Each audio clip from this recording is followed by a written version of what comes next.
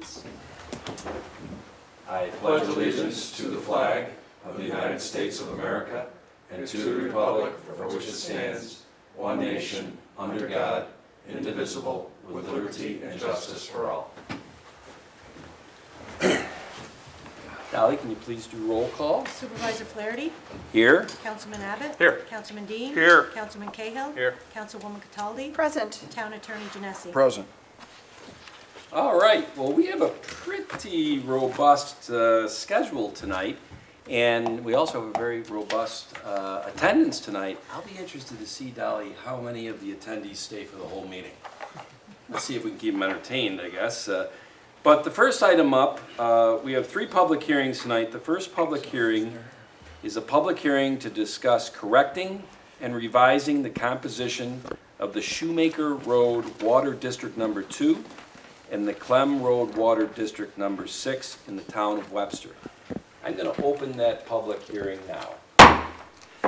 Is there any, but well, actually, is it William, Bill Roebuck?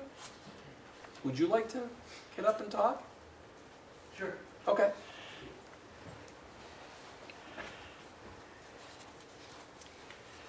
And do you go by William or Bill? Bill is fine. Bill, if you can give your name and address. Yep. Bill Roback, 748 Herman Road. I've been speaking right along with Dorothy, I believe.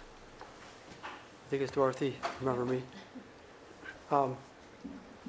In regards to the Shoemaker Clem Road District, for the last 2 years I've been charged for the Clem Road, I think it's number 5 district on my last 2 taxes.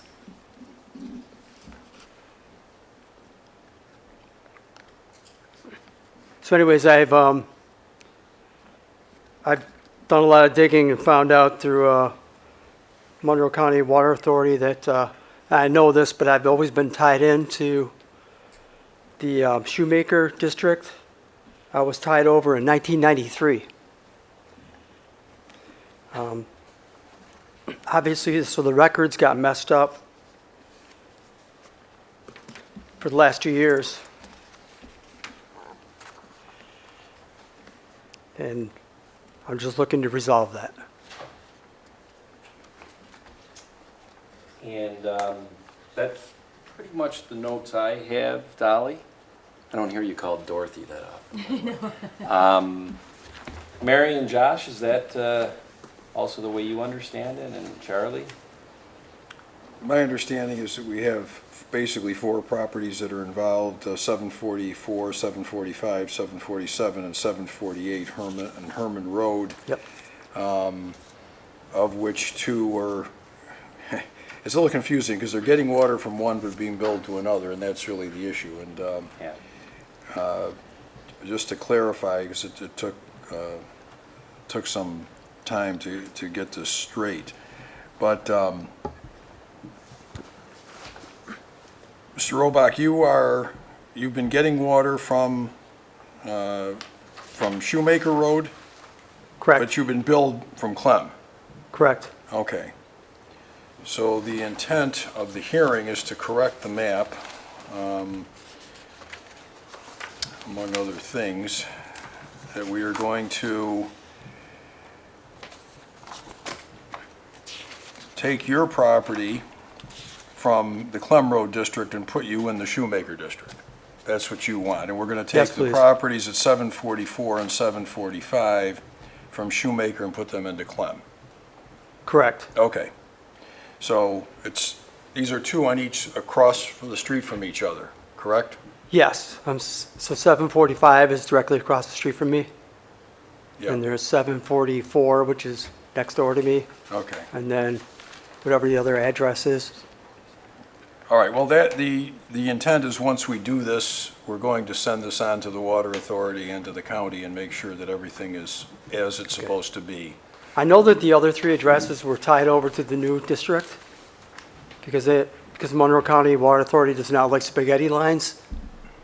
So they were tied in with straight, they tied in straight from the front of their house out to the new main.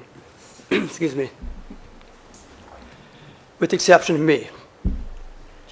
I wasn't tied over like that. Okay. Well, as far as I know, the county's been advised of this. I know you want to make some corrections also on the taxes and everything else. I do. That will be done separately, okay? We Sure. need to get this done first, okay? Absolutely. Thank you very much. Okay.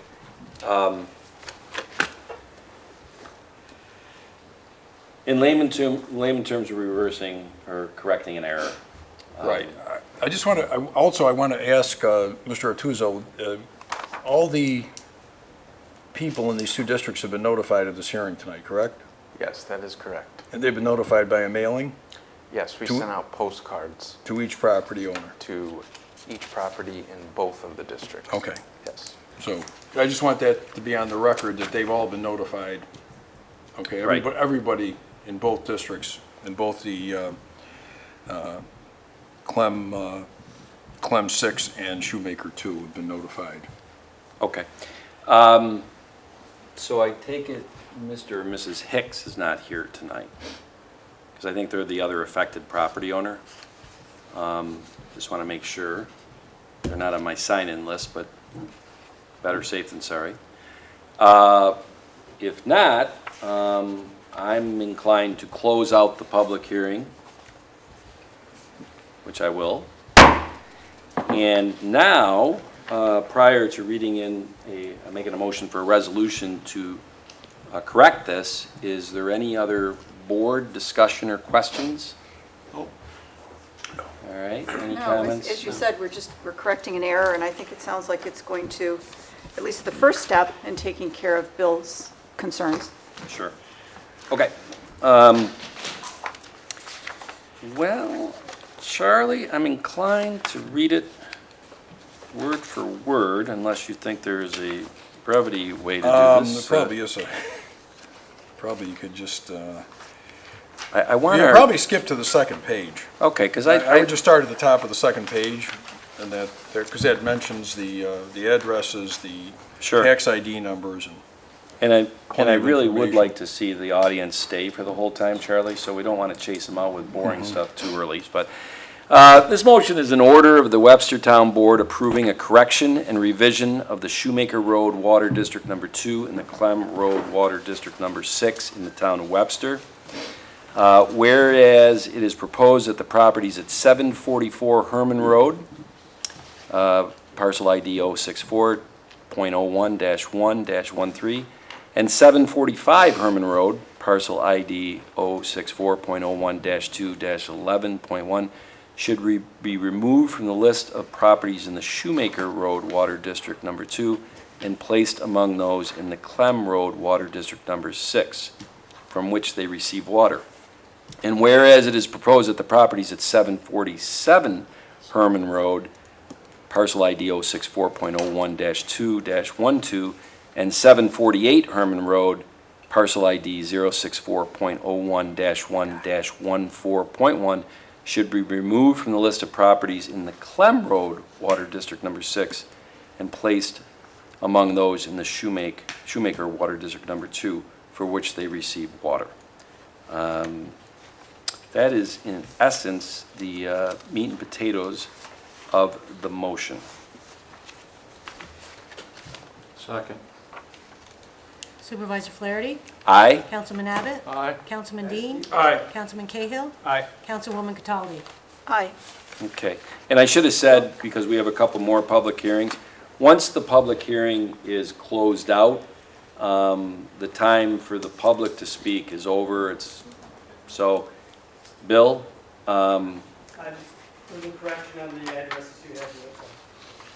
there's a correction, 744, So 744, 745, 747, 748 were all on the Shoemaker District.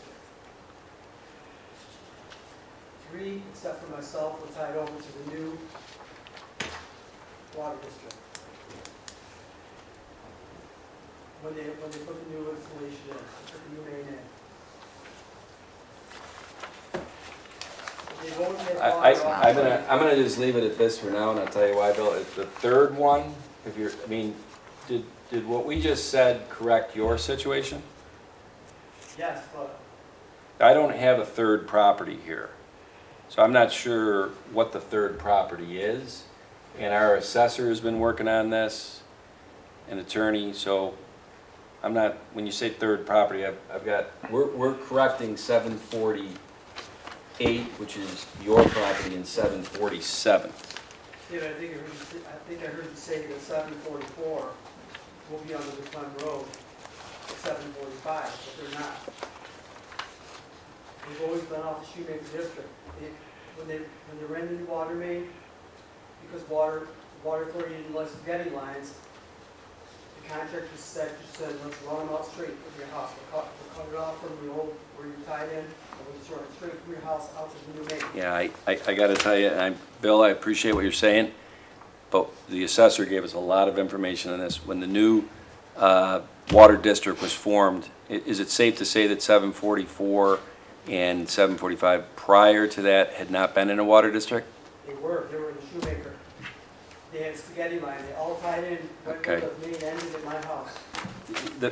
The problem we got here is what Bill is saying, and I have no reason to believe that you don't have accurate information, doesn't corroborate with what our assessor has given us on this. So we're gonna have to let it go for now. And if there's more information that our assessor and our attorney and town engineer and everybody else who looked at this missed, please come back and talk to us, and we'll try to get that resolved, okay? Fair enough. Thank you. The next two public hearings are really associated with the same item. And I hope I didn't set a bad precedent in that Mr. Robach and I just talked from the audience after the public hearing was over, because I just want to make sure we conduct these public hearings in a way that has some order and some organization.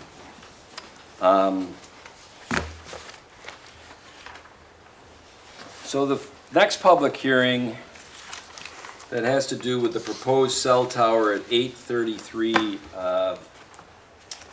Lake Road is related to the special use permit that the town board would need to approve for the cell tower. One thing that will be different about the next two public hearings than the first one that involved Mr. Robach's water situation is that where the town board voted on the resolution to correct it immediately subsequent to the public hearing, because of the complexities of this proposed cell tower, we will do the public hearing tonight, but the tentative vote on this by the town board is 2 weeks from tonight, which will give the town board time to take Dorothy, as you said, Bill, but we call her Dolly, our town clerk, to gather up all of the oral statements made by people at these public hearings on this cell tower, and also all the documentation that has been supplied from attorneys or other people, so that the town board gets a chance over the next 2 weeks to review it, ask questions, and come and vote in 2 weeks. And that's very different from what we just did with Mr. Robach's, where we voted on it immediately after the public hearing. Yours wasn't that controversial, Bill. I wanted to just get it resolved for you. So with that being said, I'm going to open the public hearing for a special use permit related to a proposed telecommunications tower at 833 Lake Road. And I have here 3 people that signed in to speak. Sue Sigmund, Tom Roth, and Lori Anderson. And Andy came in late, but I know Andy, so you know Andy, so you're going to have to go after them. They get to go first. Is there anybody else like Andy that maybe came in late after sign-in that is? On behalf of the applicant, so I don't know if the board wants to hear that first or wants to wait until after public comment. There's two other names on Would love it. it. No charge. Thank you, Ahmed. All right. And, oh, okay, I have an N, Phyllis, and Andy. So I take it you're not signed into this one, so there's actually 5 people signed in, and then your name is Robert Bergdorf from Law from Nixon Peabody. Robert. Yeah, last name's Bergdorf, B-U-R-G-D-O-R-F.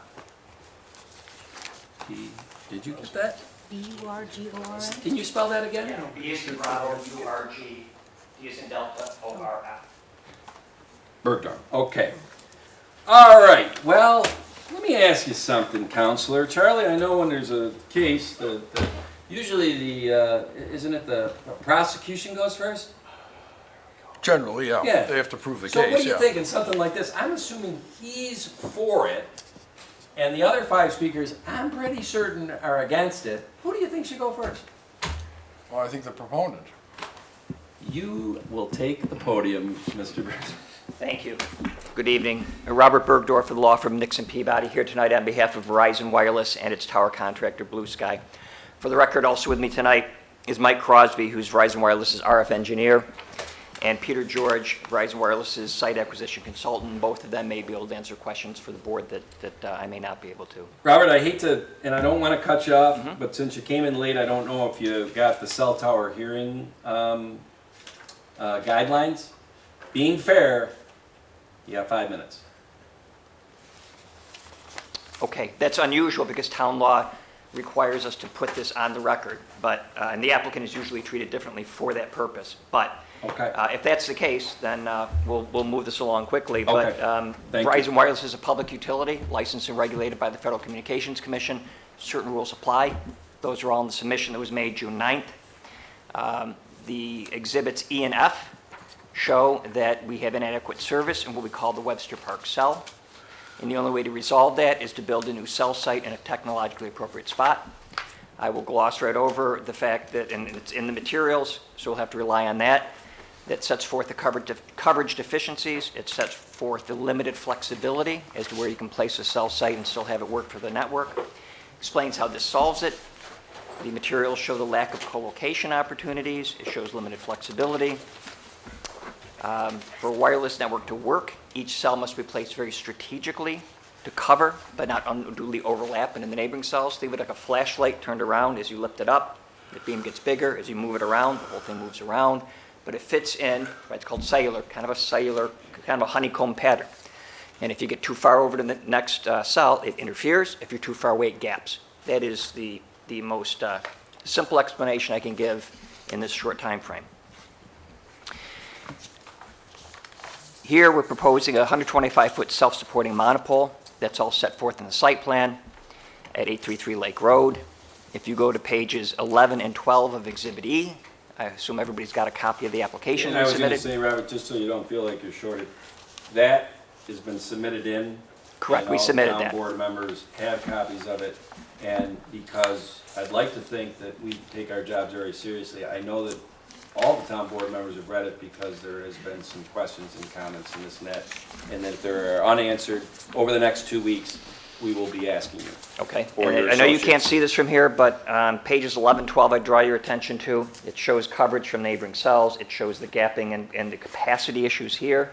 This is the coverage area we need to solve. That's the before. Here's the after. This is the site. It shows that it covers it.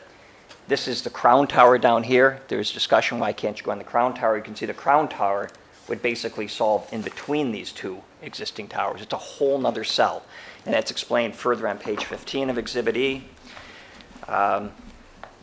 Procedurally, this requires a special permit from the town board and a height variance from the town board. It's 125 feet versus 100. That extra 25 feet is necessary in order to get adequate service to the cell. It also requires site plan approval from the planning board that was granted at a previous meeting. We meet the standards for a special permit and height variance, both under traditional zoning standards and the relaxed public utility standard that is afforded public utilities under New York law and the 1996 Federal Telecom Act. There's federal law that's an overlay here. We meet all those standards. I can't go into them in the short time that I've got. I understand 239M was completed. I just want to check that box procedurally. Has county review been completed? 2 through 9M, okay, thank you. So then all that's left procedurally is a neg deck from this board, single agency review, and then granted the special permit and the height variance. And we understand there's folks who don't want to see it. And I've been doing this for 30 years. I've done thousands of these across the state. And we try to get them as best we can in the best spots that we can. We're very sensitive to that. But in the end, people not only want this, we have a duty under the FCC license to provide it. And you have to be able to, the antenna has to see the phone, and the phone has to see the antenna. It's a line of sight technology. It's a very weak signal. And so that's the technological challenge. You're going to see cell towers for the most part.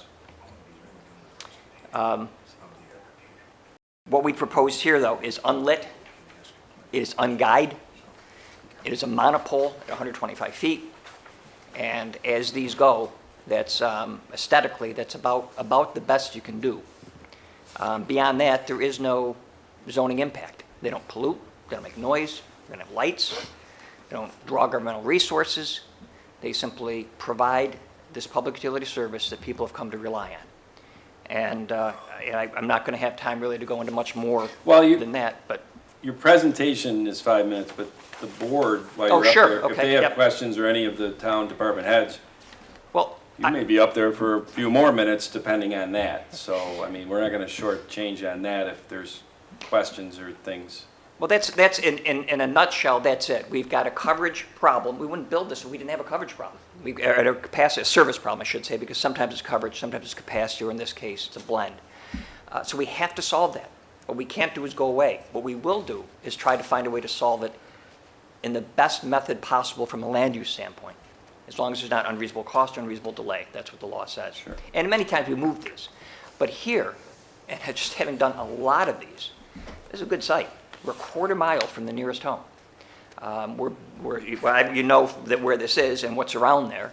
And a lot of times we have to go right smack into a residential neighborhood. I've got 12 pending in Pittsford right now, right in the smack of middle of subdivisions. So this is, as it goes, this is from a aesthetic standpoint. All right, about so as don't good go as- yet. Okay. All right, because now, questions or comments?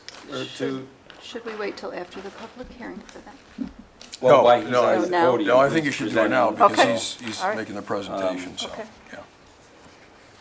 John? Do you have anything for Mr. Bergdorf? I just had some issues with the lease itself. I'm sorry, I couldn't hear that. I said I have some concerns regarding the lease. Well, now is the time to bring it up.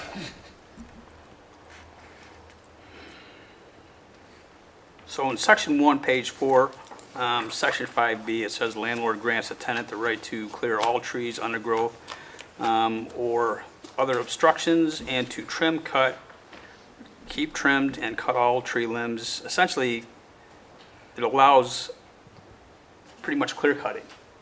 I have a problem with that, especially given the document that we received from the county, that they have some concerns of their own. The other thing is it also allows you to upgrade, and it's my understanding that at the planning board, I don't know whether it was you or a different representative indicated that it's going to be 4G, correct? This one, is it 4G or 5G, Mike? Do you know? Both, 4G. So I talked to the chairman of the planning board, and he said that he was told at the planning board this was going to be 4G, not 5G. But according to the lease, it gives you the right to go to 5G, to upgrade, to put all sorts of other structures in that area, specifically under section F, page 3. Well, let's separate leasing from zoning. Well, Just because a lease says something doesn't mean that necessarily. well, it does, because I asked that question too of the chairman. Was the site approval and the lease part of the approval? And I was told it was. So the lease, the language in the lease is part of the approval, is my understanding. Yeah, that's, So, It would be an unusual way for it to work. Because we're still limited by what the zoning says. But the lease, the language is in the lease. Okay. Okay. So what that does is that means that I think there are other questions on, unless you have any other questions on 5G. The lease lets us do things vis-à-vis the landlord, but we need zoning to do things vis-à-vis the zoning code. So, for instance, that is the clear cutting, that is standard language in all the leases. That doesn't mean there's going to be cutting, but Well, there could be an instance where a tree grows up, so we'd have the right to trim that limb so it didn't block the Right, antenna. and I've looked at so many contracts over the years and have had language taken out of contracts because the contracts are so broadly written, as you just stated. But the bottom line, at the end of the day, the language is in there, the right to do so is in there. But that's So a problem for the landlord. I mean, that's a landlord right, not a town right. regardless, it's in there. So I've got issues with that and the height, and it's on a scenic byway also, so. The other thing is section 1, page 4, section 5A, tenant shall have the exclusive right to install upon the property and the premises communication towers, buildings, equipment, antenna, dishes, fencing, towers, temporary power sources, backup power sources, and other accessories related thereto, and to alter, supplement, or modify same as may be necessary. So that's just a couple things I wrote down with respect to the lease. Yeah, but again, that is the lease, that is not zoning, and they are two very separate things. I don't know how else to Okay. to say Well, that, but I mean, well, for instance, if the town said, if the lease said we could build a 200-foot tower, but the zoning said you won't go beyond 125 feet, it doesn't matter what the lease says. Right. We can't do that because of what the town says. It's We still- only our obligations and rights and responsibilities vis-à-vis the landlord. Okay. But we still need a height variance though, right? We do need a height variance from the Right. town, And a correct? special use permit. And a special use permit, correct. My question is really just to perhaps state what many of the residents in the area have said to us. They're very, very concerned that this is being placed in such close proximity to a designated scenic highway? Bypass. Bypass, a scenic drive, let's call it that. Yes. Can you comment in some way that you might allay their fears of what this is going to do to the area? In terms of the fact you can see the tower, Yep. Yeah. they have to be able to see the phones have to see them, and there's limited flexibility as to where they can be placed. I don't know if there's telephones along these lines or what other things you can see, but cell towers are part of the landscape. So what I'd say to both of you and to anybody else in the room, where do you want us to put it? How would you modify it? What we can't do is go away. And the law, FCC and state law, allows us to be where we need to be in order to provide adequate service. Within that, and there's limited flexibility, we are willing to go wherever works, as long as it's not unreasonable cost and reasonable delay. But we have to have a site. The law allows us to have a site that works. So any site we go to, virtually any site, there's somebody who's not happy. Sometimes we move it, and all we do is trade one set of neighbors for another. But if there is a solution, and I've been with the company for a long time, if you've got a solution, we're all ears. If there is a better spot where this would work, still got to work within the network, we'll look at it. Always have. But what we won't do is go away. What we won't do is fail to provide service. And in terms of being able to see it, these things need to be where they need to be in order to provide the service and to serve the people that they serve and save. The same way you've got hospitals where they need to be. You've got fire stations where they need to be. You've got water tanks where they need to be because these are public utilities that provide the service. And seeing it is part of that. That has to be balanced against what these facilities do. Barry? Yes, I've listened to a couple of presentations, and one of them was the discussion of the site on the Kiwanis property. And there's been two different interpretations of why that isn't going to go down there. If it worked down there, that would be pretty perfect for most everybody in this room, I think, because it would be almost invisible to anybody from Lake Road. But I think I read in the in your document, in your application, that it would not work there.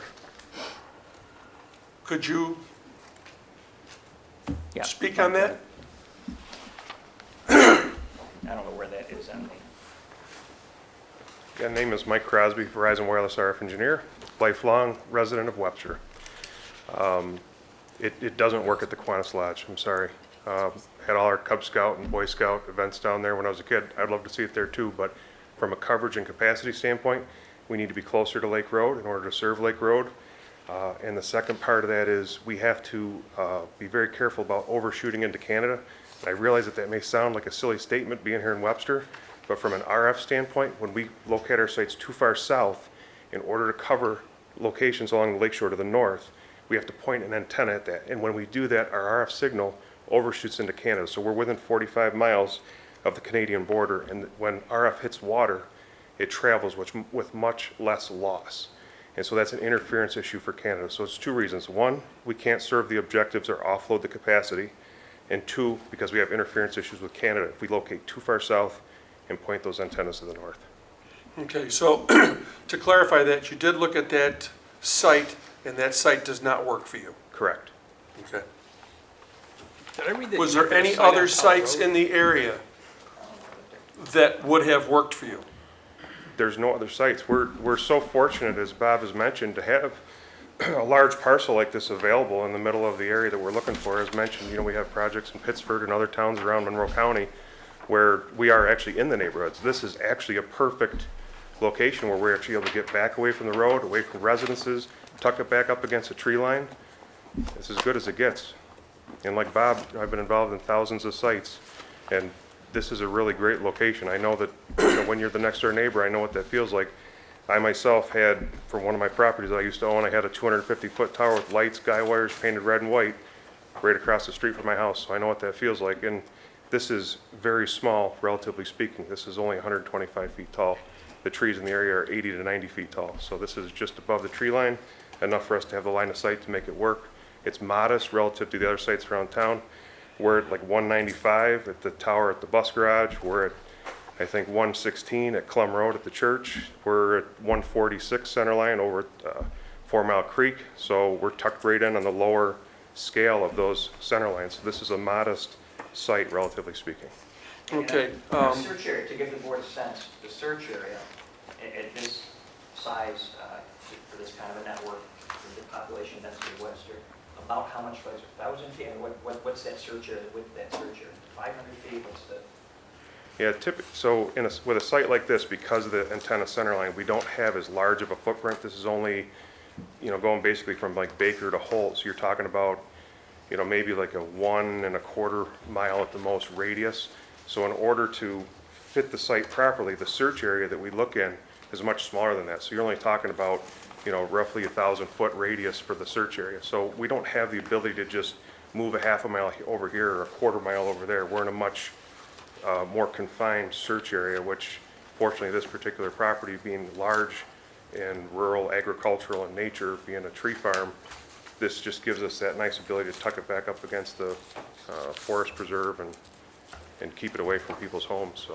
Thank you. Yep. Bill? Well, I've gone through all the information.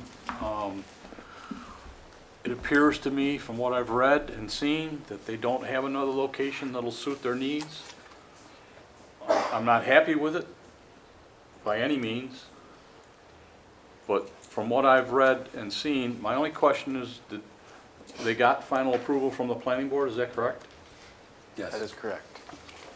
There were no stipulations on that approval? I don't have the planning board's approval, so I don't. Well, there were a few conditions placed on it, obviously one of them being approval by this board. I don't think there were any conditions relating to the physical nature of the tower or the location. Okay.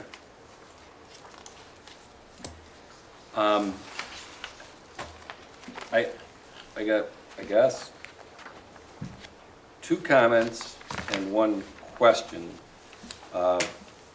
Comment 1, this first hit our radar back on July 15th. Came to the board because we had to refer it on to the planning board. And that was the first time I saw many of the same faces in the room as tonight, as were then, that were not happy about this proposed place. So I don't know what this says about me, but, I think these people know, I went down there and I walked to every house within a half a mile of the corner of Pellet and Lake and went to the houses. I didn't go to the houses of the people that showed up here who already told me they were against it. I tried to use my time efficiently. I knew what you were going to say. I say that because I think you said that it was a quarter mile from any house. I believe that the house closest to that, and I didn't scale it off. I just looked, it looked like it was 1,082 feet to at least the That's house what I was up near gonna the say, road. 1,000. I may be off on that. That's what I just took when I took a quick look. Okay, well, I mean, we won't split. I mean, that's Okay. 340 yards. I mean, okay. And the only one that I couldn't really figure out was one on Pellet Road, who is, I guess, the adjacent neighbor to the south of the Bowens, who own this property. And just the way the contour of their trees and this and that. They won't see it, but they're the next neighbor over on Pellet.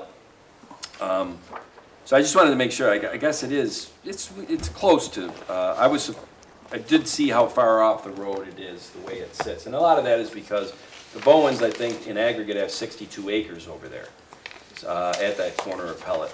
I think it's around 8 or 9 separate parcels in aggregate up to that.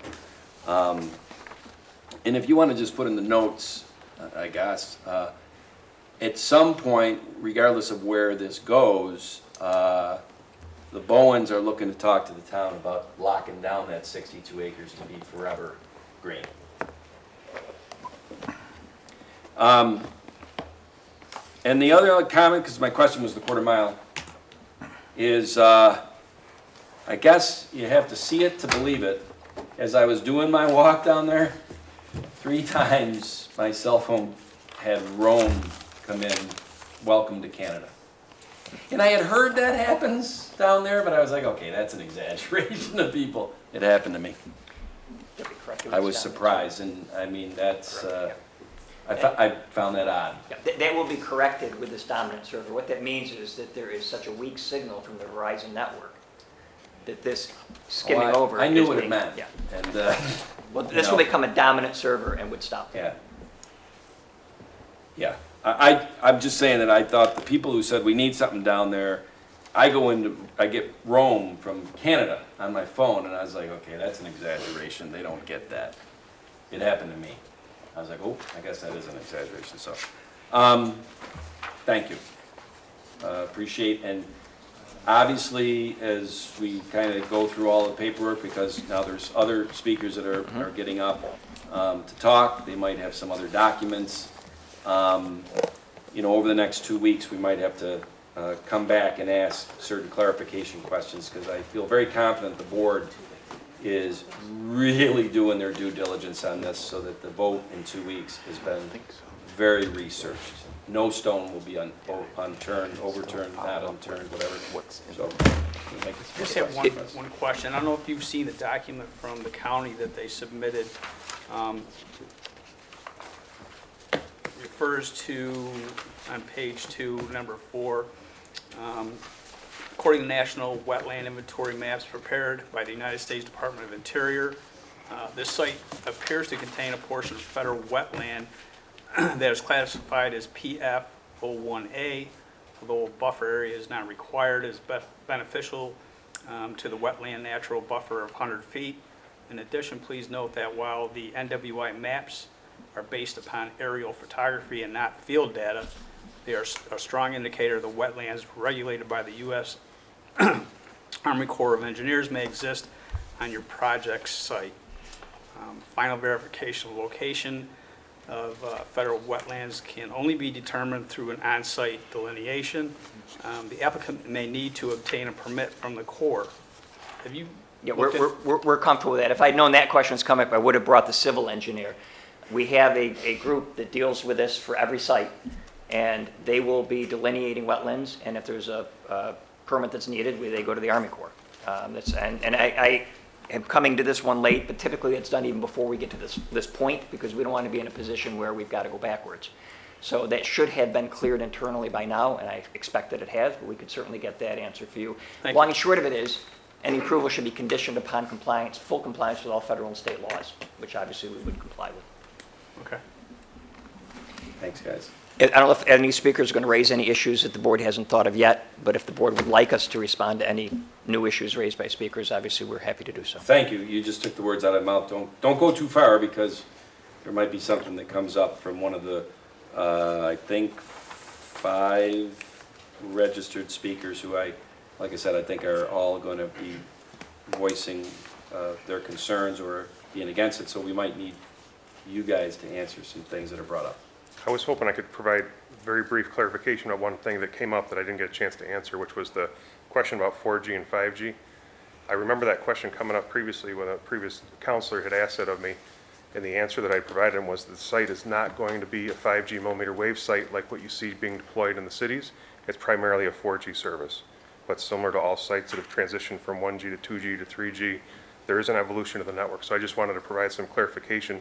This is not a 5G millimeter wave site as we deploy in the more dense urban areas. Can I just ask what the concern is with 5G? I mean, why is there concern this might be a 5G site? Most towns, of course, are pushing Verizon to supply 5G and the fast output speeds that it does. What was the concern with 5G? Impact on population. There's a lot of studies out there. It's controversial right now, and it's not a settled science. So I'm asking the question that other residents are concerned about. So it's a potential health concern? Yes. Okay. And I'm just going to put out there for what it's worth, there's a lot of information that shows that, I guess this isn't the place to debate it, but the 1996 Federal Telecom Act takes away any inquiry on health effects by local municipalities. So I'll just put that in the record. I'm expressing the concern of my constituents. Okay, well, I can't, there's 3 different pages, so I can't even go in order because I don't know which page was first. But we have, and I don't know the first name, N. Phyllis, Andy, Tom, Lori Anderson, and Sue. Who would like to go first? Are the gentlemen gonna let the ladies go first, please? All right. So now the 3 of you have to argue over who's going first.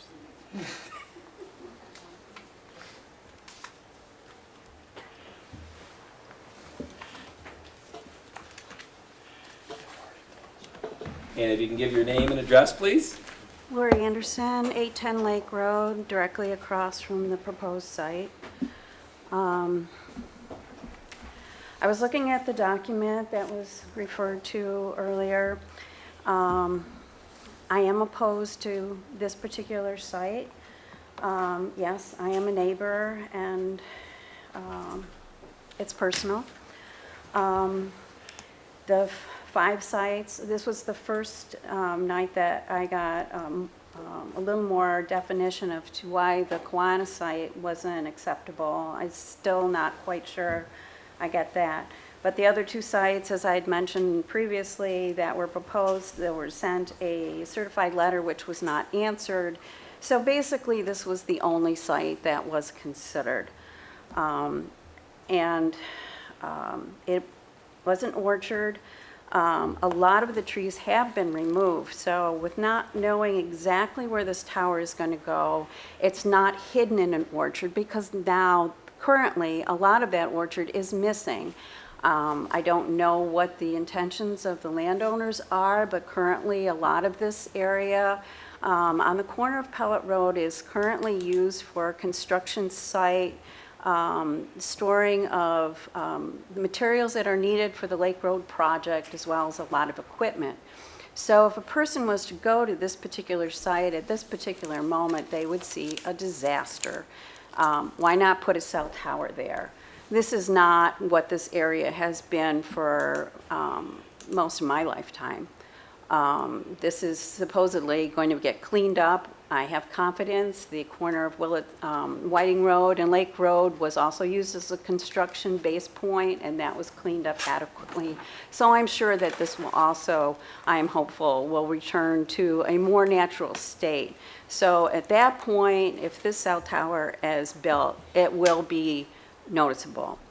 In the documents, there was something in reference to screening. I don't know if that is going to be supplied by Verizon. It talks about that deciduous or evergreen trees should be planted to screen this from the public and from to make it more palatable for the local residents as well as for the scenic byway. I hope that that will be provided should this go ahead. It says in the comments, however, in the document that that's not necessary because this is an orchard. Like I said, those trees have been removed. So I think that should be addressed should this go forward at that point. It also talks about, which I'm not adequately advised as to what's actually going to go there. In the lease, it talks about, as Mr. Cahill also referenced to, that there could be buildings, there could be additional towers, and that in the other parts of the document, it said that the first choice is to go to existing towers, existing establishments to try and upgrade, if you will. So once this site gets established, if it gets established, then this will be the foothold for future constructions and additional things. And I would like to know if there's, at this particular time, if there's buildings that will be attached to this site along with the cell tower. And I would also like an answer to a question, if there will be screening of deciduous or evergreen trees. It says they should be at least, within 2 years, that should be done. And if it's not adequately good soil or whatever, that a berm would be created for these trees to be established on. So if I could have some clarification as to what Verizon will do to make this as palatable as possible for the residents. Thank you.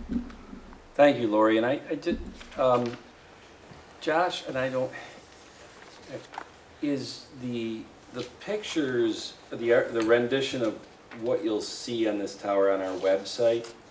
Because when Lori says, I think you said you don't know where it's going on this site? Okay. I'm gonna come up. I'd like this to pass around, all right?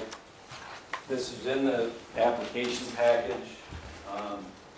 That is, if we do the balloons, that'll show you where the site is and what the view is from the different places. And that might answer a lot of those questions because it's proposed back in the trees. So if that hasn't been seen by people, I'm not sure. I know for the planning board, presentations are going to the planning board. There is a packet of visuals on our website. So pass that around. Who is next? Would that be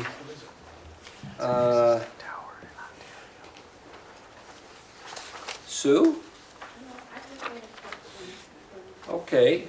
Just trying to give you an idea. So Sue, if you can come up and give your name and address.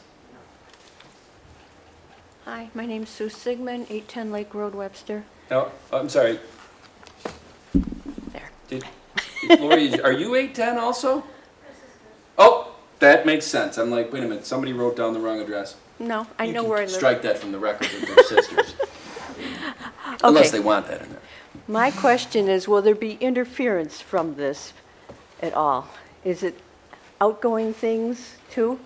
Because in my case, I have an antenna on the roof for my TV, and I do get Canada and stuff like that. Now, will this all go away? I'm very curious. I have to answer that if the board would like. You got it. The answer is no. These frequencies are all regulated, frequency and power are all regulated by the FCC.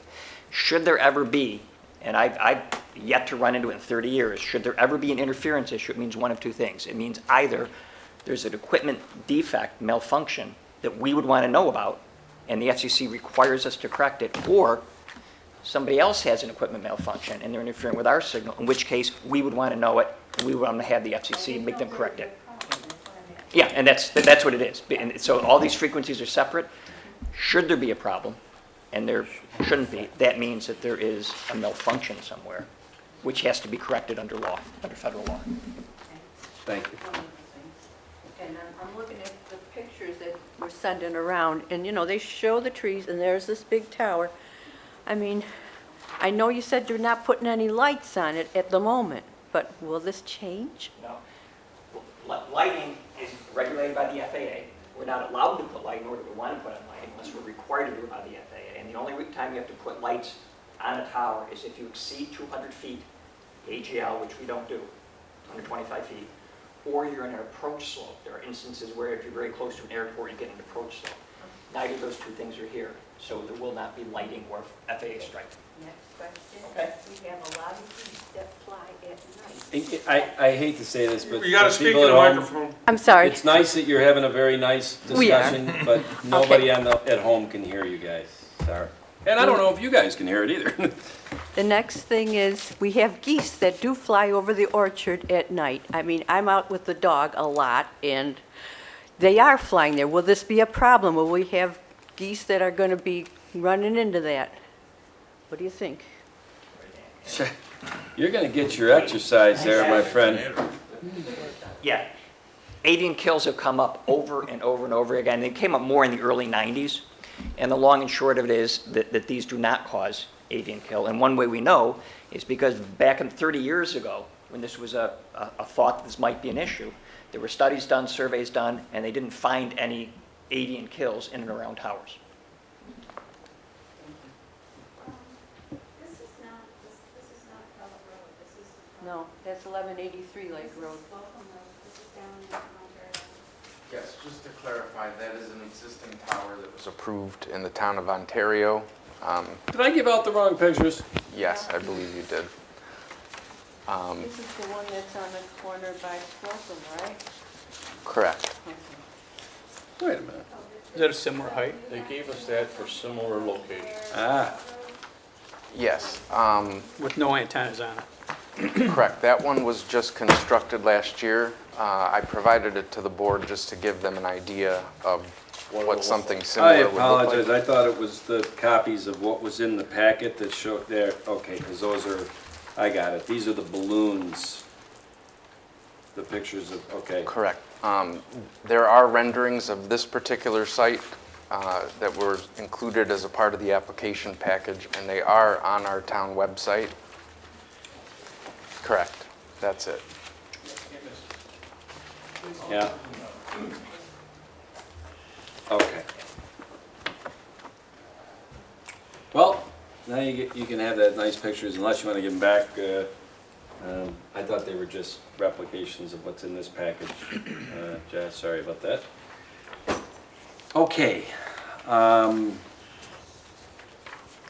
right.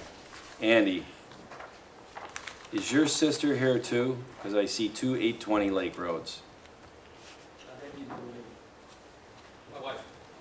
Man, you are a brave guy. Okay. So are you gonna let your wife speak first? Okay. And where is she? Is she behind the, this beam gets me every time, doll, you know?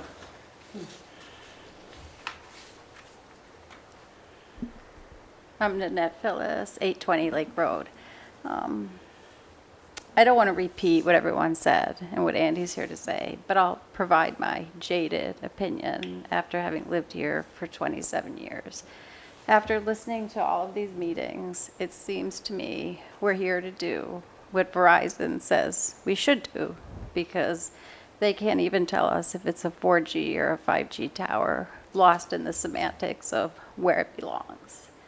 And I think that's kind of unfortunate that we're going to permanently scar probably the most beautiful part of Webster without really having answers to some of the questions that we've asked that are pretty straightforward and simple.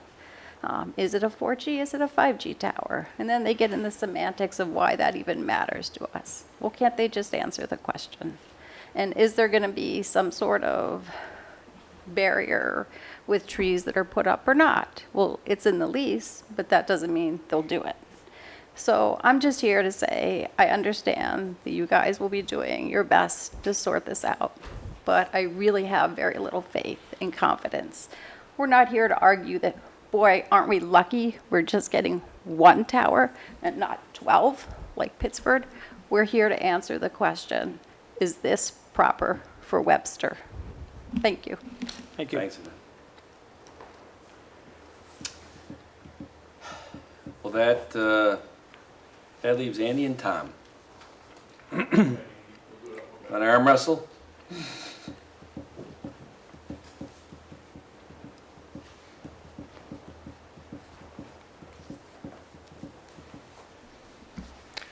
Hi there, I'm Andy Opart, 820 Lake Road. Hey, I'm glad that Mr. Bergdorf said that he'd be willing to go back and look at it if it can be done better, because I think that's a real possibility. I think if you look first off at the paperwork that they submitted, looking at it, I mean, there's some inaccuracies in it. For example, they, as I said before, they said the Kiwanis site is a mile south of the proposed Lake Road site. It's not. It's about 2,500 feet. And just looking throughout the other documents, they ask, well, this, it won't create any pollution. Are there any adverse effects on the neighborhood? No, it's going to be, give us great cell service. I think these answers to the paperwork is obviously, to use a legal term, I guess, self-serving. I don't know if these papers are submitted as sworn documents under penalties of perjury. I don't know, but I obviously they're very tilted in favor of their proposal. But as far as pollution, yes, there is pollution. There's clear visual pollution. If you look at the color pictures of how it's going to look, that thing just isn't a couple inches above the tree line. It's way above there. It's very, very visible, and that's a problem. As many folks have mentioned, this is a scenic byway. New York State passed that legislation and put a responsibility on localities to uphold that and maintain the integrity of the scenic byways.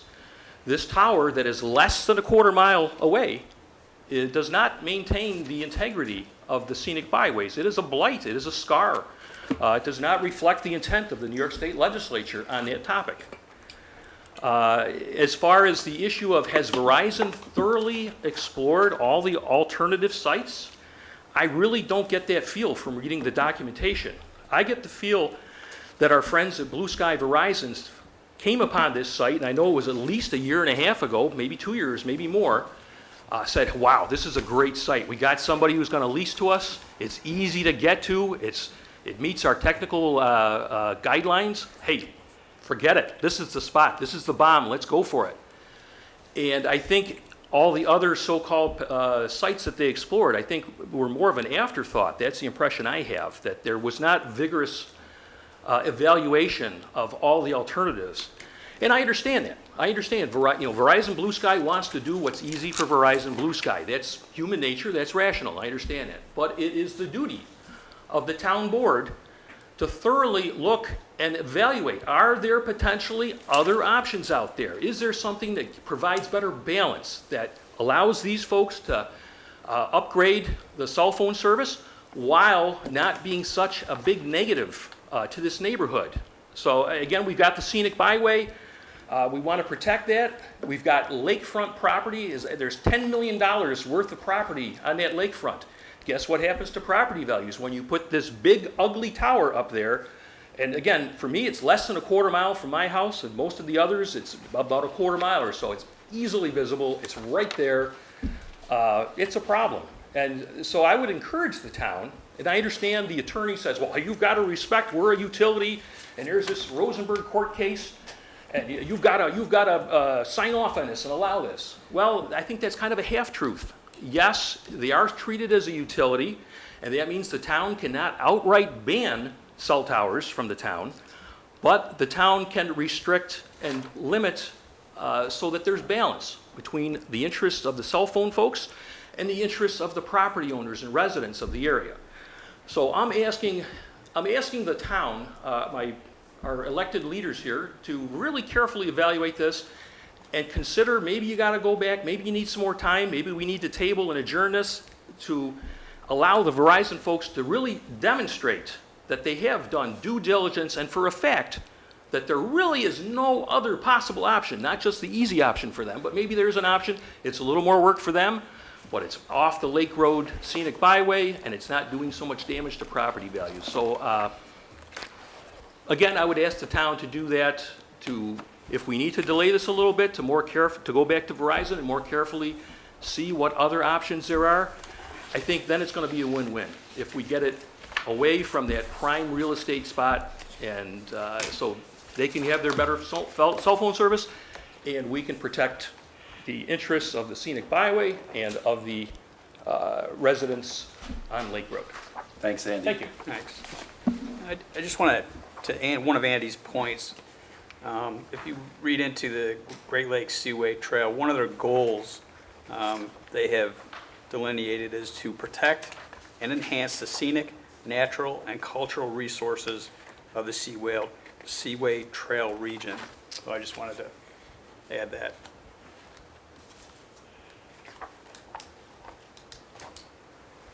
Thank you, Councilman Cahill. Wow, I don't know if I can write as fast as they can talk, Dolly. I hope you can. I know I can't write as fast as Tom talks, so you. Oh boy. Is it going to be in Latin again? That's true. We are ready, Tom.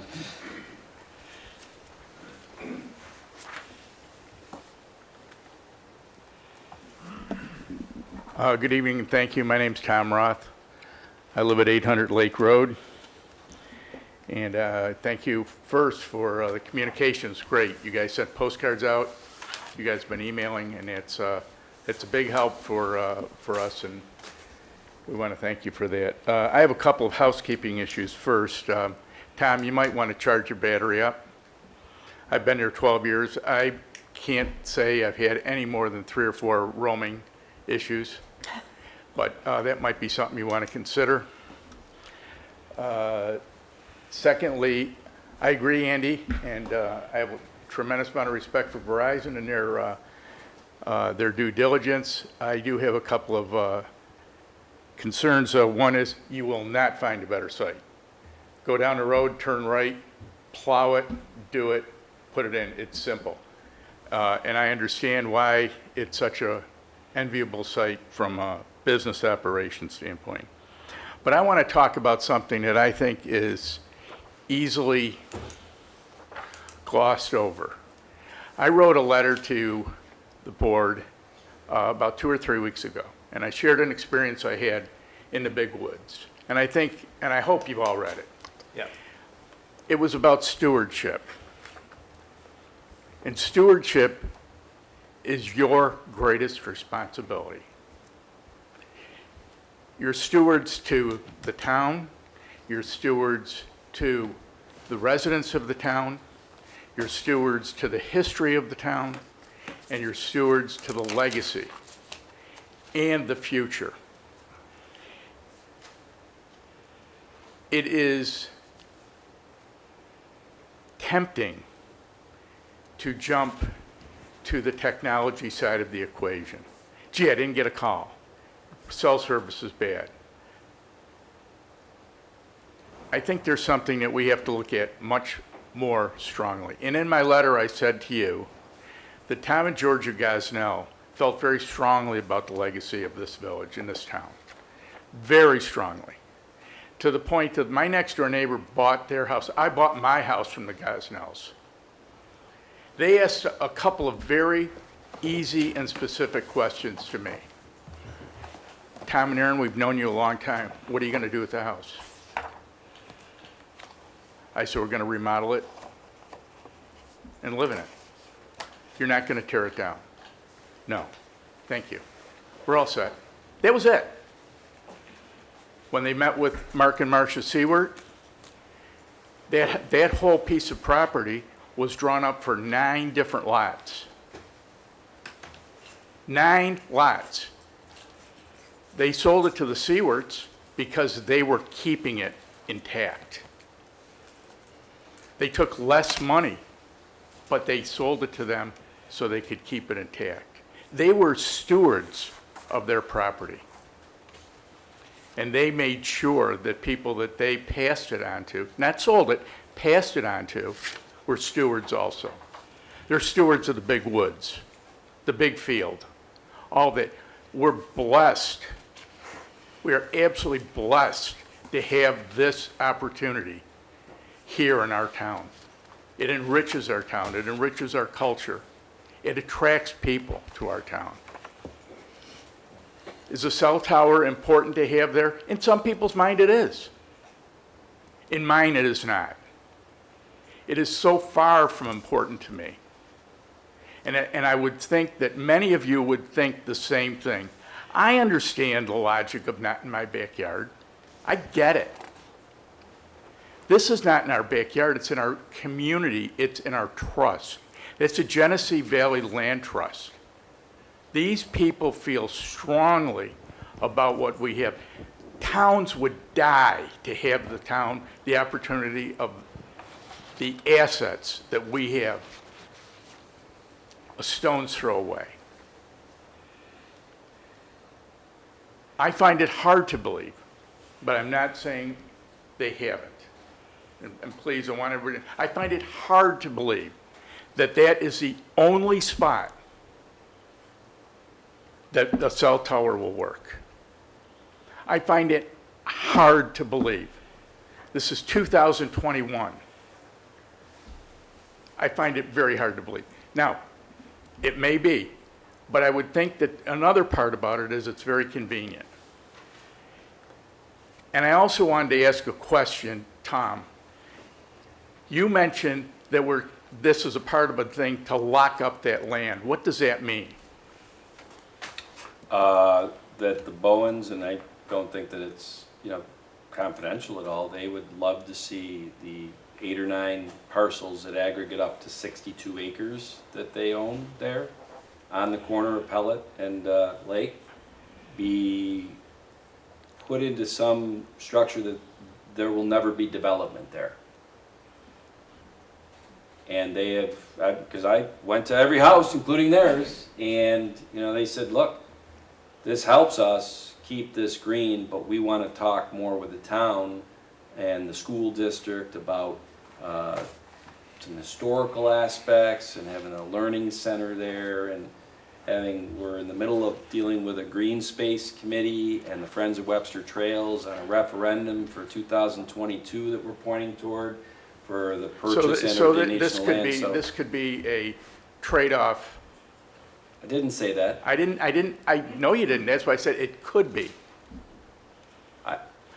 It's a slippery slope. That's what I'm driving at. I think, Tom, I gotta say, and I think the Bowens, they're salt of the earth people, unless I am a terrible judge of character, okay, which is possible.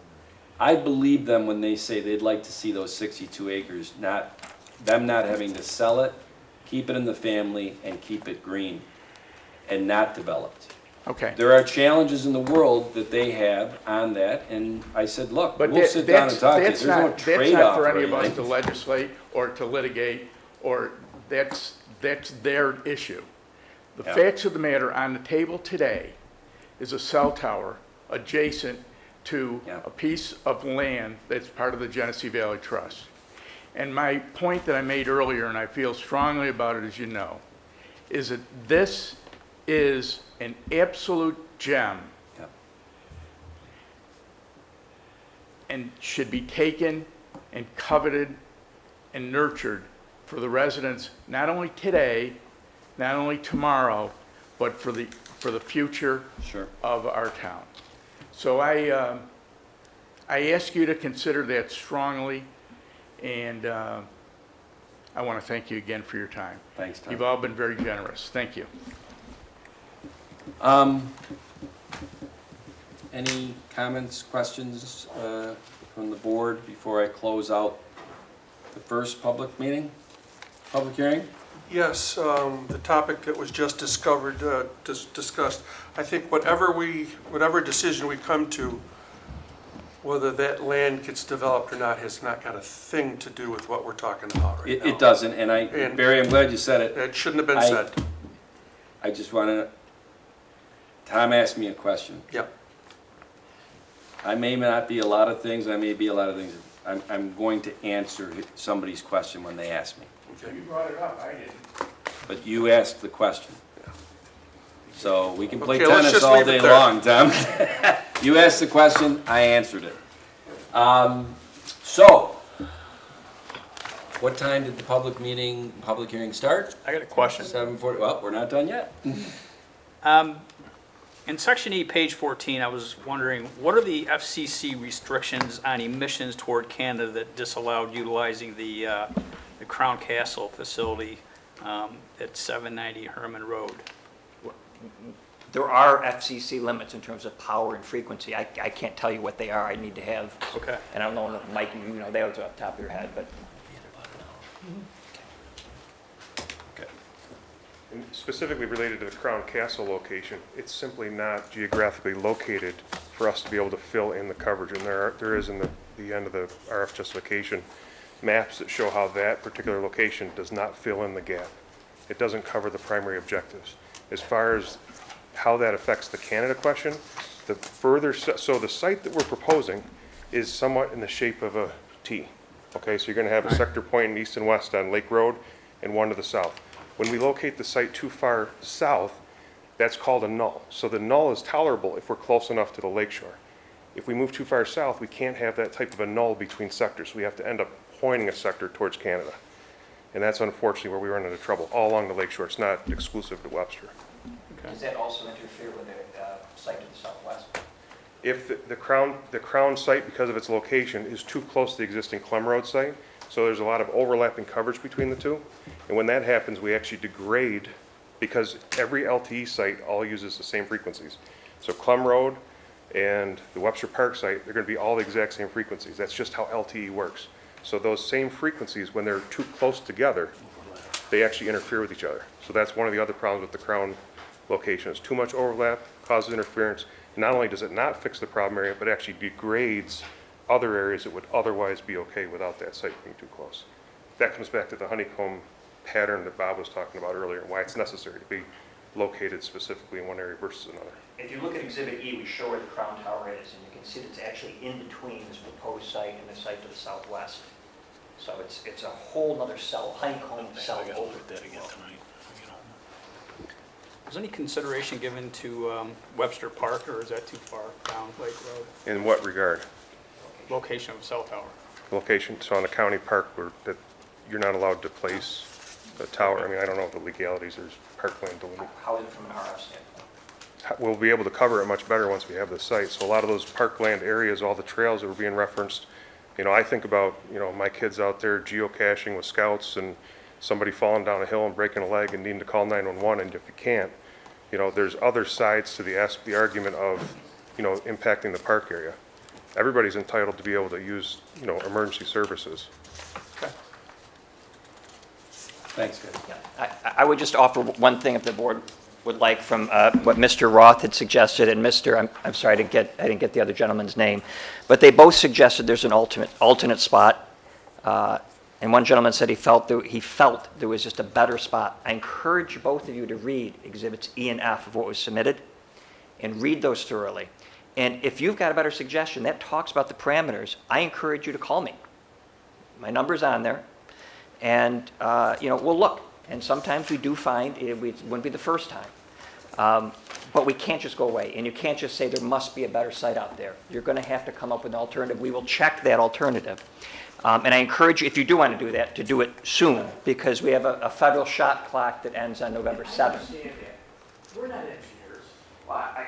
You know, so I don't know. But All you're right, not an engineer, but Tom, can you please sit down? I'll tell you what, let's close out this, okay?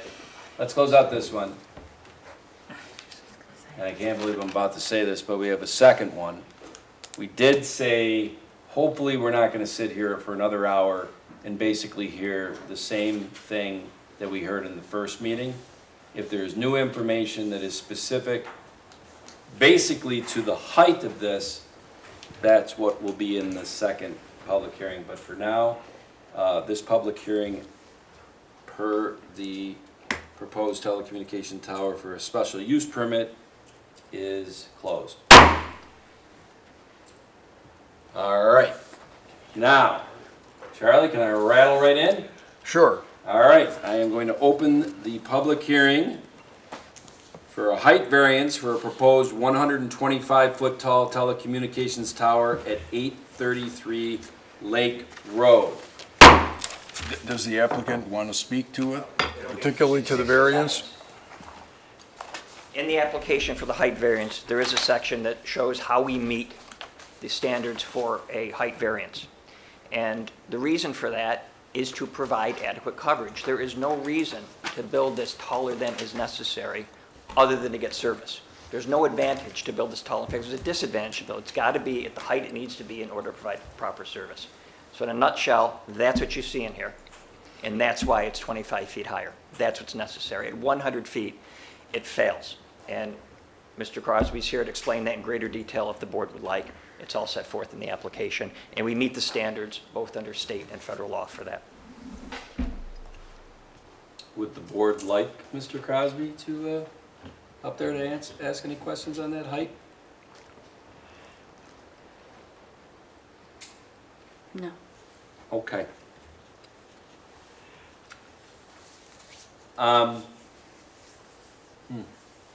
What's today? October 7th?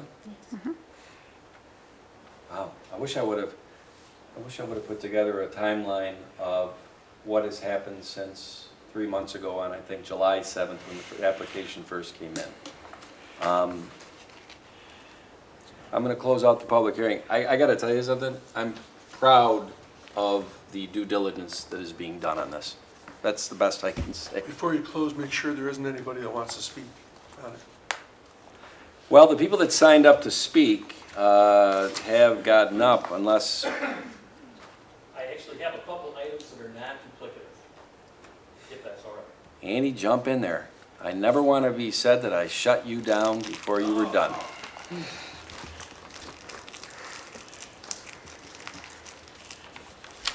Hey, I have to echo Tom. Again, my appreciation to the board. I think you folks have been open-minded and willing to listen and really look at this. It gives me a little bit of hope about our government and allays some of the fears that folks have about our elected officials. But anyway, with respect to the tower, Mr. Crosby had said, hey, this Kiwanis site, it's too far south. In the paperwork that they submitted, and again, this is why I kind of question how diligent they were in going through all and evaluating all these sites. Their paperwork says the Kiwanis site is a mile south of the Lake Road, proposed Lake Road site. Several times I've just kind of double-checked that, and I'm coming up with less than half a mile. I'm coming up with about 2,500 feet. So, for what it's worth, I'm not coming up with the same numbers. And okay, maybe there's an explanation. Again, the submissions from Blue Sky Verizon are very self-serving, but I don't really, and maybe the town can dig into this some more. I don't really see where they've documented the dates and when they did this and what the results were. They just kind of immediately come to a conclusion. Oh, we looked at this site, it didn't work. End of story. So I'm a CPA like Tom in background, and we all about kind of verify and document and corroborate what folks are presenting to us. So I'm asking the town to do that. Second thing about the trees, I mean, I've got the picture of this big tower, and it is on the website, and they give you some nice pictures of what it'll look like. And all this talk of planting trees, and there's some surrounding trees. You look at the thing, it's way, way, way above the tree line. This is not creeping above the peaks of the pines. It is stands out there big and ugly for everybody to see for a long ways away, and again, on the scenic byway. I had a question also, if, and I looked at the lease as Mr. Cahill did. It is a very open lease. It allows them to do all sorts of things, add microwaves and dishes and antenna and who knows what on there, changing to 4G to 5G to 6G, whatever. I mean, it's pretty open-ended. I guess that's how it is. But it talks about a removal bond in the lease, and I don't know if there is a removal bond, and perhaps they can address that if, let's say, technology changes and somehow this thing is outmoded. Cell towers, that is so 2020, and 10 years from now, and it's no longer useful. Well, it allows the landlord to ask them to remove it, but if Verizon wants to, if the landlord's a little desperate and they tell them, hey, listen, we'll give you 50 grand if we don't have to take this thing down, so just leave it there. So there's nothing there that really guarantees that should this thing become obsolete, that it has to come down. It's really contingent upon the landlord of the property, and it's not built into the agreement. That's really it. I told you it wouldn't be duplicative, and that's what it is. But folks, just dig into this thing some more, please. You've got a couple more weeks. If you need more time, I would encourage you to take more time instead of having this thing just pushed through. When we first found out about this by accident. We weren't mailed letters. We just happened to see a couple signs up there, and we thought it was related to something to the farm. And actually, Nanette was the one first said, golly, what are those signs about? And we finally dug into it, and she said, hey, wait a minute. What the heck? There's a huge industrial tower that's going to be coming up right on Lake Road. So I'm a little concerned about the notification process. I know you guys may be looking for a little better efficiency, but this one almost slipped by most of us, but for Nanette. So that's Right. Thank you very much for your input, Andy, I said two questions. and everybody else. Where I can't find the 1 mile under the Kiwanis. I'm not showing 1 mile. Can you show us where in that application? I've got it. I'll Okay, remember, guys, nobody can hear you. Nobody can hear you. This part of the thing was closed. Within the submissions from Blue Sky Verizon, and I'll diligently look for it here. They submitted that the Kiwanis site was 1 mile south of the proposed Lake Road site, which I think is factually inaccurate. Again, I've clocked it. Well, if it says that, I can tell you it's factually inaccurate, because remember I said I walked a half a mile in each direction? I walked down to Shangri-La. Yeah. Exactly a half a mile, and Kiwanis is at Shangri-La. It's 760 Shangri-La Lane. I'm not saying anything about a mile. But anyway, as long as it's located properly in on the propagation site, so you can show us where it is, I appreciate it. I'll see. It was in the submission, so I remember.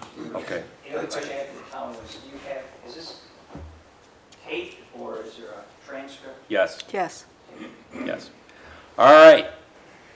We've kept our audience so far, so unless any other questions, comments from the board, I am going to close out the second public hearing.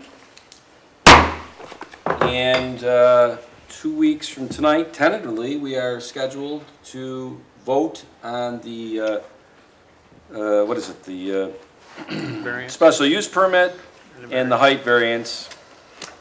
And I am sure that over the next 2 weeks, the board. Oh, Bill. Bill, I don't want you reading. I'll be out of it brain-wise. Well, that's the thing. I don't want you reading anything when you're on anesthesia, all right? I need your comments when you're lucid, all right? They don't change much. Councilman Abbott is, oh boy. Councilman Abbott is becoming more. Sir, you probably won't change much. He's becoming more bionic in the next week. Let's just leave it at that. Okay, so now, oh jeez. Now we are on to, wait a minute. Open to the floor. Yeah. Okay. Now, the next section of the board meeting, which is usually the first section of the board meeting when we don't have public hearings, is if anybody from the floor would like to get on the podium to discuss anything except for the items that we went over in the public hearing. Is there anybody that has something they would like to get on the podium and talk about to the board, ask to the board? You're We got you, because we got Yeah, because, no, that's okay, and I think I'd get better at. And thank you for your explaining patience. it. Yes. Okay, so. Minutes. Yes, we have two sets of minutes for approval. I have read them both. I make a motion that we approve the September 9th Town Board Workshop minutes. Second. Supervisor Flaherty? Aye? Councilman Dean? Aye. Councilman Abbott? Aye. Councilman Cahill? Aye. Councilwoman Cataldi? Aye. And I also read the September 16th regular board meeting minutes, and I make a motion we accept those. Second. Supervisor those. Flaherty? Aye. Councilman Abbott? Aye. Councilman Dean? Aye. Councilman Cahill? Aye. Councilwoman Cataldi? Aye. Bill, it wasn't you, was it? That did the bills? No? You? Was it? Patty, I know that because you were in. Yes, we you met, do know and that. You know what, oh my goodness. Just scared me. I was just waiting to see. I know, but they pointed to me, they just scared me. I like- Oh, no. Bill, don't tell him. I'm very concerned, anybody here, like, I'd be, lost of confidence in my memory. That's all right. I Passed did, by you when you were doing the bills the other day. yes, Great. I was in and I reviewed the bills. Everything seemed to be in order, and I would make a motion that we pay the bills. Second. Councilwoman Cataldi? Aye. Councilman Cahill? Aye. Councilman Dean? Aye. Councilman Abbott? Aye. Supervisor Flaherty? Aye. And believe it or not, I do remember reviewing the prepaid warrants as submitted by Paul Adams, Director of Finance, and I make a motion we approve those. Second. Supervisor Flaherty? Aye? Councilman Dean? Aye. Councilman Abbott? Aye. Councilman Cahill? Aye. Councilwoman Cataldi? Aye. All right, well, guess what? I think is this about the fence? Yes. You, my friend. Is this 1589 Brattleboro? Oh, you are up on the podium.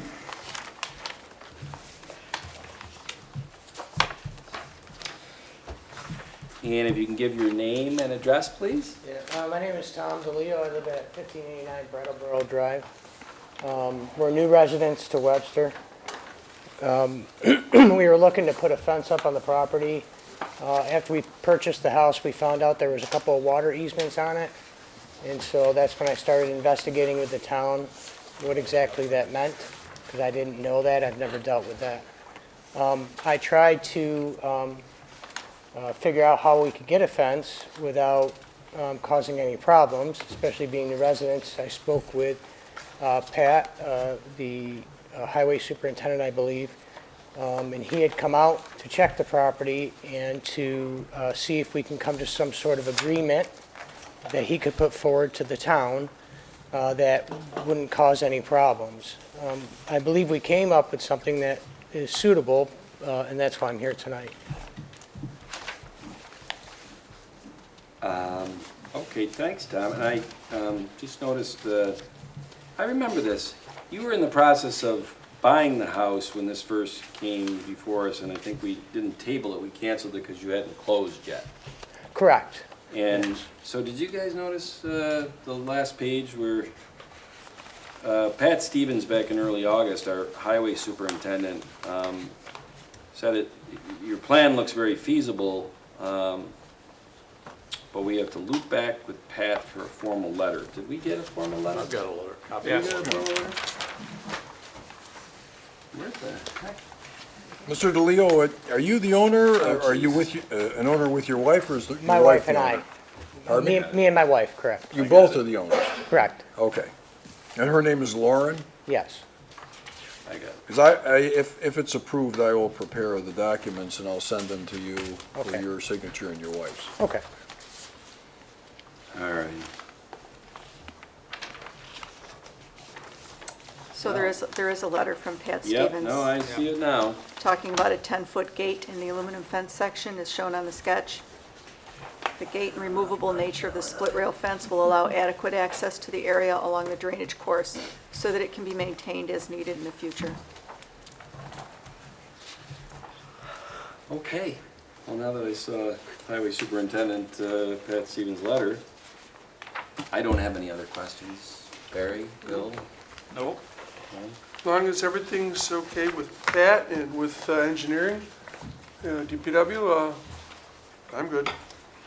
Attorney Genesi, do you mind reading No. the highlights of this No, just, proposed? we'll go this, Thomas and Lauren DeLeo are the owners of property located at 1589 Brattleboro Road, Town of Webster, tax ID number 050.02-2-35. They have applied to erect a combination temporary and removable split rail and permanent aluminum 4-foot-high fence with a gate in the aluminum fence section upon the 30-foot drainage easement, which has been granted to the town in conformance with the height and setback requirements as set forth in the code. In the event that you do not meet those, you will apply for a variance, and no fence will be put up until the variance is granted. Okay. But right now, 4 feet high is sufficient. It's within the code. The applicants have requested relief from the Webster Town Board to permit the fence and gate to exist and encroach upon the easement.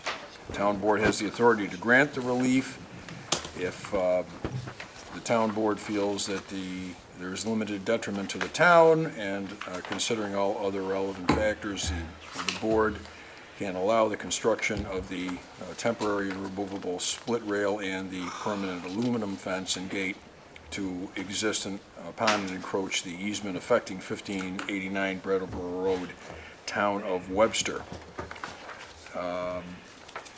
The fence will encroach upon the easement as proposed, as shown on the survey map prepared by Land Tech Surveying and Planning Company, dated August 9th, 2021, which I presume was created for the purpose of your purchase, right? Can you say that question one more time? I'm sorry. All right. The map that we have is dated August 9th, 2021. Okay.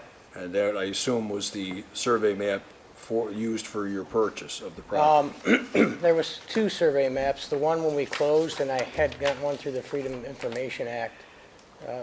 They're a little bit off from each other, the new one versus the old one, so I'm not sure. Which is the more recent one? That's the one we're going to attach, so it's important. You don't have to discuss it now, just get me the more recent one. I did give the most recent one Okay, to the... and it should have the fence drawn on it. Yes, correct. Okay. The fence and gate will not be expanded to further encroach on or in the easement, nor will it be removed or moved from its permitted place within the easement, as shown on the instrument survey map. Upon the destruction or demolition of the fence or the gate or any part of them through natural causes or otherwise, the owners of the fence and gate will not reconstruct either without a specific resolution of the town board authorizing its replacement or reconstruction. In the event of an emergency, or if the town deems it necessary or imperative, the town will have the right to remove or take down any part of the fence or gate without recourse by the owners or successors or assigns to such removal or taking down. And the owner of the proposed fence and gates in the town will enter into a licensing agreement incorporating all the conditions of this resolution in form and substance as approved by me, which will further provide that the owner will record, actually I will take care of it, but you're going to pay for it, to record the licensing agreement with the Monroe County Clerk's Office. Okay. Yeah. That's my motion. Second. Supervisor Flaherty? Aye. Councilwoman Cataldi? Aye. Councilman Cahill? Aye. Councilman Dean? Aye. Councilman Abbott? Aye. You have your fence. Oh, great. Great. And Charlie, Attorney Genesi will get the card and... Get ahold of me? Yes. Yeah. Okay. I'll give you my card right now. Okay, you have my information, my phone number, my email, all that stuff's on there. A few weeks go by, should I be concerned? I would, no, don't be concerned, but feel free to call me if you don't see something, okay? We got a lot of other stuff going too. Thanks, Tom. Sorry. I hope you enjoyed your night. It was new. Good. It's educational, right? All right. Next item. It's kind of interesting because I don't think we legally have to do this, but I think it's in our best practice as we move forward with Sandbar Park. To do a board resolution to advertise this public meeting. And I can't stress that enough, public meeting. It's not a public hearing, it's a public meeting. So I'm going to make this resolution unless the board has any questions or comments before I make this motion? Make a motion to advertise a public meeting for the Sandbar Park project in the Wednesday, October 13th Webster Herald edition, and to set the public meeting for Thursday, October 28th, between 6 p.m. and 8 p.m. at the Webster Thomas Auditorium. Before we vote on that, mine says October 12th. Yep, that's why I changed it, because I think if you Wednesday is the think 13th. Wednesday is the 13th, that was a typo. Okay. Second. Supervisor Flaherty? Aye. Councilman Dean? Aye. Councilman Abbott? Aye. Councilman Cahill? Aye. Councilwoman Cataldi? Aye. That will replace our workshop that night. Okay? So that's that. Okay, is 4 and 5, is Josh and or Mary, or, Yeah, I can speak to that. okay?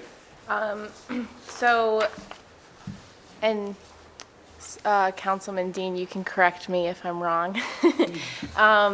But it's my understanding that every year when we take either temporary or permanent dedication of new roads, we submit them to New York State. It helps with funding for the snow removal services that the town highway department provides. So we have 5 roads that are being temporary dedicated that total just under 0.7 miles.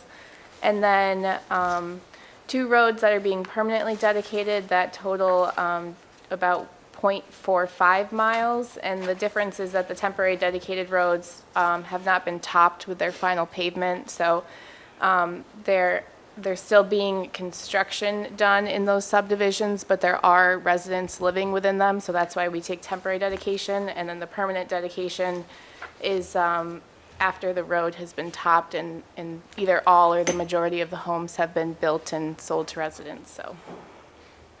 Yeah, the reason for taking temporary dedication is for plowing. Okay? And permanent dedication is, so it's part of the inventory. And that we take those roads in, so it's all been cambered, everything's been inspected, it's all ready to go, and we're ready to go. Mary, in 3 months, what are we gonna do when Barry's not here to ask that question? Well, that's why we have to put him on the spot now. We could phone a friend. We can phone a friend, can't we? All right. I've got him on speed dial. I'm gonna put a red phone at your house. Well, he's gonna be on anesthesia. I'm not calling him. Okay. I'll be back before Barry leaves. Yeah, that's true, that's true. Okay, well, I think between Mary and Barry, and that was, I think, a great explanation of why we're doing these 2 resolutions. Does anybody have any questions, comments? No.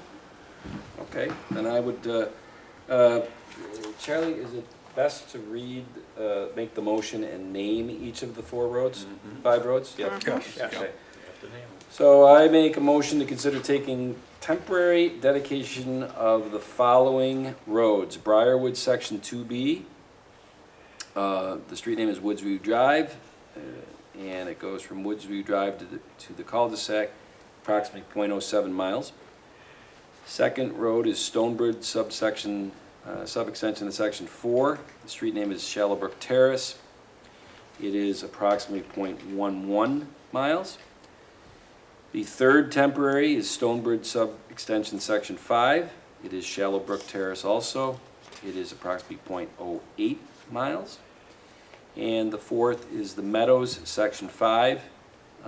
Street names Grand Meadows Way and Quail Creek Trail. Between the 2, approximately 0.43 miles. That is my motion. Second. Supervisor Flaherty? Aye. Councilman Dean? Aye. Councilman Abbott? Aye. Councilman Cahill? Aye. Councilwoman Cataldi? Aye. Come on, Barry, don't you want to, as a highway guy, do one last dedication motion of a road? Patty's liaison. Oh, that's a good point, too. I mean, you know. I would move that the town takes permanent dedication of Anna Circle, .35 miles, 1,831 feet in the subdivision of Westwood Estates 1 from Salt Road to the cul-de-sac. The second street is Providence Drive, .09 miles, 450 feet, subdivision Providence Estates 7, Section 6 to Section 1 connection. Second. Councilwoman Cataldi? Aye. Councilman Dean? Aye. Councilman Cahill? Aye. Councilman Abbott? Aye. Supervisor Flaherty? Aye. Okay, why do I not see, do I not see 1078? On the sign-in sheet, who is here for the fill permit at 1078 Michael Drive? You can't see him. Oh, the beam. The post, the he's on beam. the other side of the post. There you go. Well, my friend, you are up.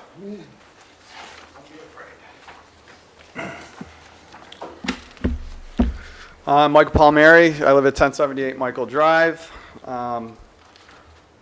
I need a permit to fill areas of my backyard. I have Mill Creek running through it, and I'm part of the floodplain. So I submitted a plan to Pat and Mary, which they were okay with. So I'd like to get going and get that and move forward with the project. It's pretty self-explanatory. Your artwork is impressive. I thought it was. I did that, yeah. You drew It this? is. I drew that. Believe it or not. Did your kids help you? Holy cow. No. I mean, that's I impressive. had to fight him off a little bit for this. Very nice. It was basically a house I bought that was in foreclosure a few years ago, and it was neglected for a very, very long time. The backyard, everything, it's just been eroding away. You know, like the concrete on the back of the pool, I mean, the picture, it's what it looks like. I mean, the pool's gonna fall down the hill eventually if something's not done, so Sure. it's getting pretty bad. And Mary, you're all documented in here as thumbs up, right? Yes, we discussed it. It's obviously a little bit trickier fill permit situation just because he is on the border of the floodplain and he has the creek in his backyard. But we talked about the conditions of the permit and how to move forward with it, and we're on the same page. I marked off the floodplain and marked off, and it actually ended up being more room than I thought I actually had by a couple feet, so it should be relatively easy in that aspect of staying out of it. So, Okay. what was your scale that you used on this? Quarter inch equals to a foot? That was eyeball scale. Great work, Mike. Thanks. Very, very comprehensive. Mary, thanks for taking a look at this and submitting your approval. I have no qualms whatsoever. Yeah, I don't want to beat a dead horse, but how old are your kids? 18 months. I have one 18-month-old That's interesting, son. because some of this looks like crayon. I figured he's got to have like 5. It was his colored pencils. 7-year-olds. Is that colored pencils? Okay. All right. Sorry. Well, I would make a motion that we approve a fill permit at 1078 Michael Drive in Webster. Second. Supervisor Flaherty? Aye. Councilman Cahill? Aye. Councilwoman Cataldi? Aye. Councilman Dean? Aye. Councilman Abbott? Aye. Thank you. Take care, Mike. Yep. So Good we'll luck be in with it. touch. Yep. All right, and is it Nicola or, wait a minute. Nicholas. Woodsview Drive? Nicholas, this is a fill permit, and we're not going to penalize you for not having artistry of Mike, all right? We usually don't see that, so Looks like he's already started you filming. can give your name and address. Well, Nicola, 232 Woodsview Drive. I recently put in an in-ground pool. My yard tapers off in the back, and so the whole back of the pool was exposed.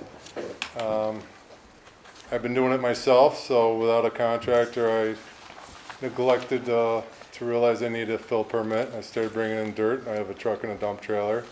I was trying to build up the back corner of, well, actually, both back corners of the pool need to be filled up, so I got finished putting a fence in and button this up before the winter.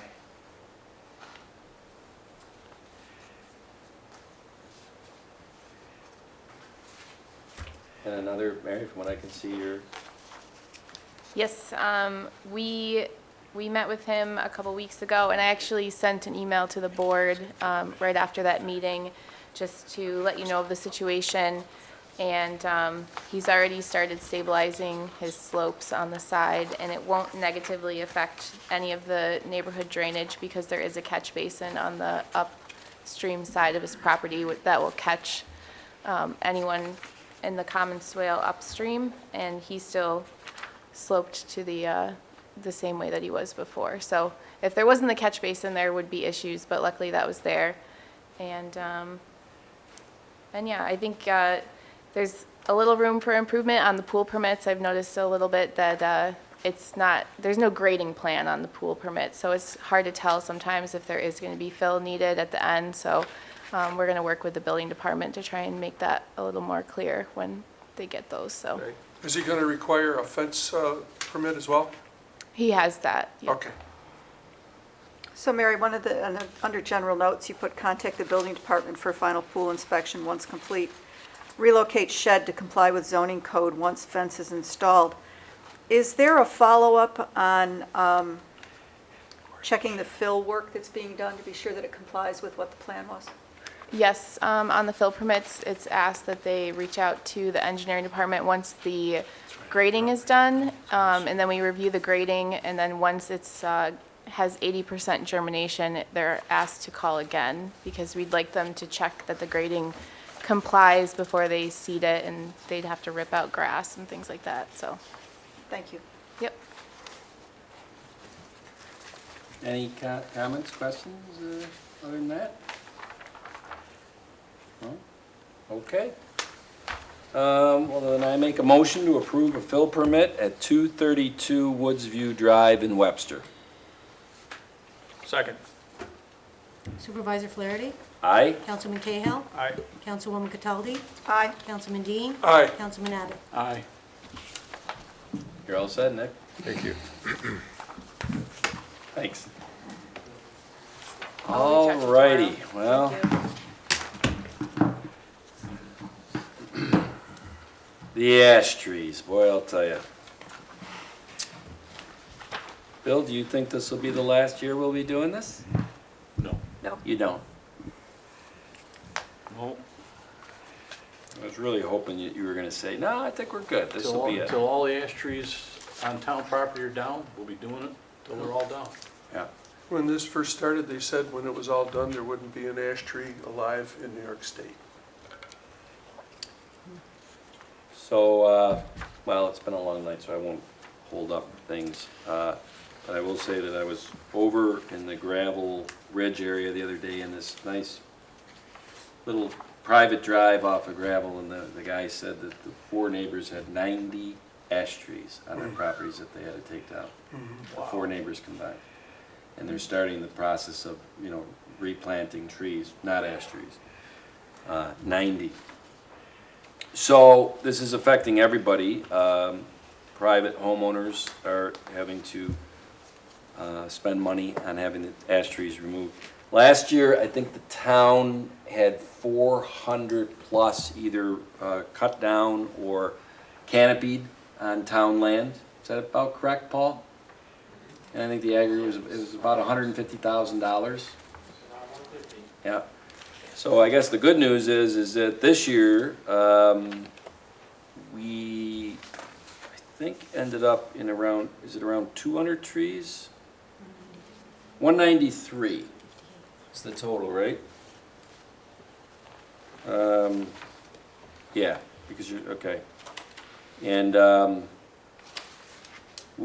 Dolly, you had opened up the sealed bids, and we had 3 of them.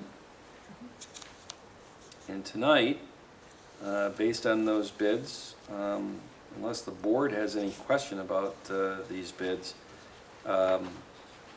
we are going to award this contract to Birchcrest, who got awarded it last year. So we we know what they do, and I think they did a good job last year. Unless I'm missing something, this is, they're the low bid. There's no ambiance to this. Why wouldn't we accept that? This is not a, there's no other trick to this. No, pretty straightforward. Yep. Okay. Their bid was, between the two, it looks like 80. About 90,000. It was 82,700. 82,700. Now, Patty, if you wouldn't mind making this motion, because I'm involved in signing the contract. But if you could put the dollar amount in there too. Sorry, it was 80. 82.7. 82.7 for 193 trees.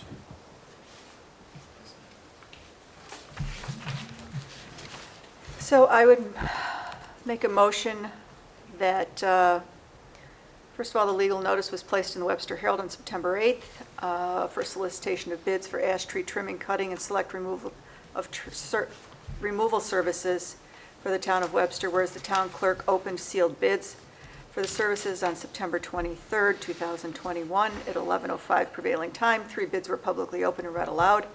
The lowest bid, by quite a bit actually, was Birchcrest Tree and Landscape for a total of $82,700, removal of 193 trees. I would move that the bid be awarded to Birchcrest Tree and Landscape. Second. Can you just finish off with authorizing yours truly? And that the town supervisor is authorized to sign a contract with Birchcrest Tree and Landscape. No, second. Councilwoman Cataldi? Aye. Councilman Dean? Aye. Councilman Abbott? Aye. Councilman Cahill? Aye. Supervisor Flaherty? Aye. I was taught I wasn't supposed to make motions where I get to sign the contract. Kind of makes sense, so. All right, we're coming down the home stretch here. Well, I recognize Mr. Salamano. Is Mr. Naka here? Hey. Good. Well, I'll tell you what, a couple weeks ago, we kind of put the brakes on this thinking, well, you're not going back to the planning board per the planning board's letter until October 19th. So we just wanted to get a little more information about this donation of land. I guess, does the town board have any questions on this, comments? I know that 2 weeks ago, unfortunately, this document wasn't in your packet, so you hadn't gotten a chance to see the planning board's recommendation. Correct. Now you've seen it. I'm fine with it. Does that clear the path here? Yes, as far as I'm concerned, it does. You're ready, aren't you? Because I remember you were up there last time and all that. I don't know if you need to get up there and say anything. I just had one clarification. Well then, John, you know, I mean, jump up.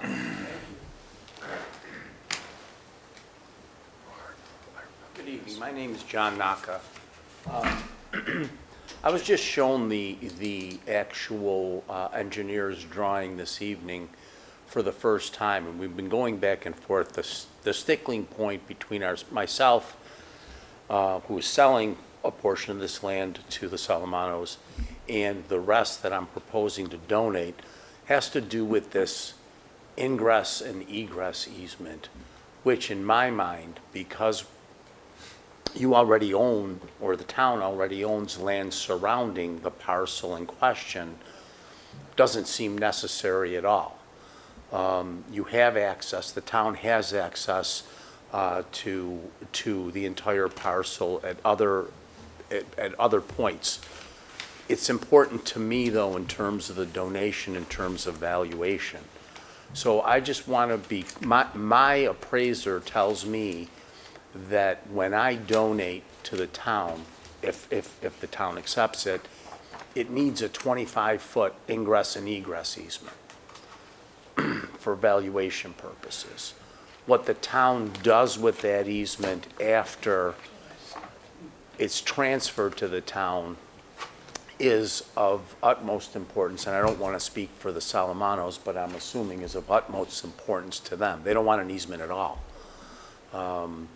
So in my mind, when I look at this whole process, I'm thinking, okay, I'm going to sell 3.5 acres to this private buyer, donate the balance of the approximately 10 acres to the town with an easement that would be revoked or waived by the town because it's not necessary. And it serves the private buyer's interests, it serves my interests, and it doesn't seem like it really affects the town at all.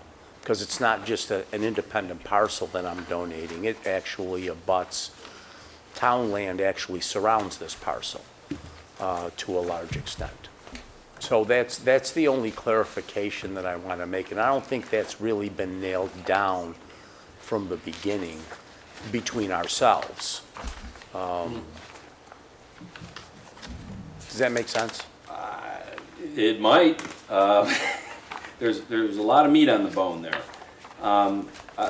We had a map at the last meeting, right? Yeah, and that's the problem, the map. We don't have it now.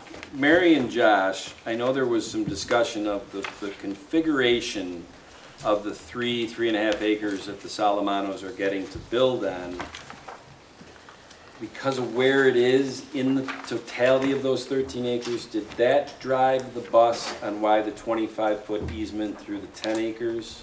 Well, yes, because they're proposing that they take the entire 60-foot strip that's on, that runs the length of Chigwell, and they want that transferred to them as part of this 3.5 acre sale, which, if I do that without retaining an easement, makes the balance of the land worthless to me and to the town, but well, not to the town, because theoretically you wouldn't really care. But because I'm donating it, the only benefit to me donating it is that I get a write-off. That's based on valuation. If you cut off my ingress and egress, and I don't have that, then that land, my appraiser can't value the land at anything, because I don't have any access. And that's the whole reason for the easement. Is the easement, John, is the easement to the Salamanos or is it to the town? No, it would be I would retain it. It would be to the town.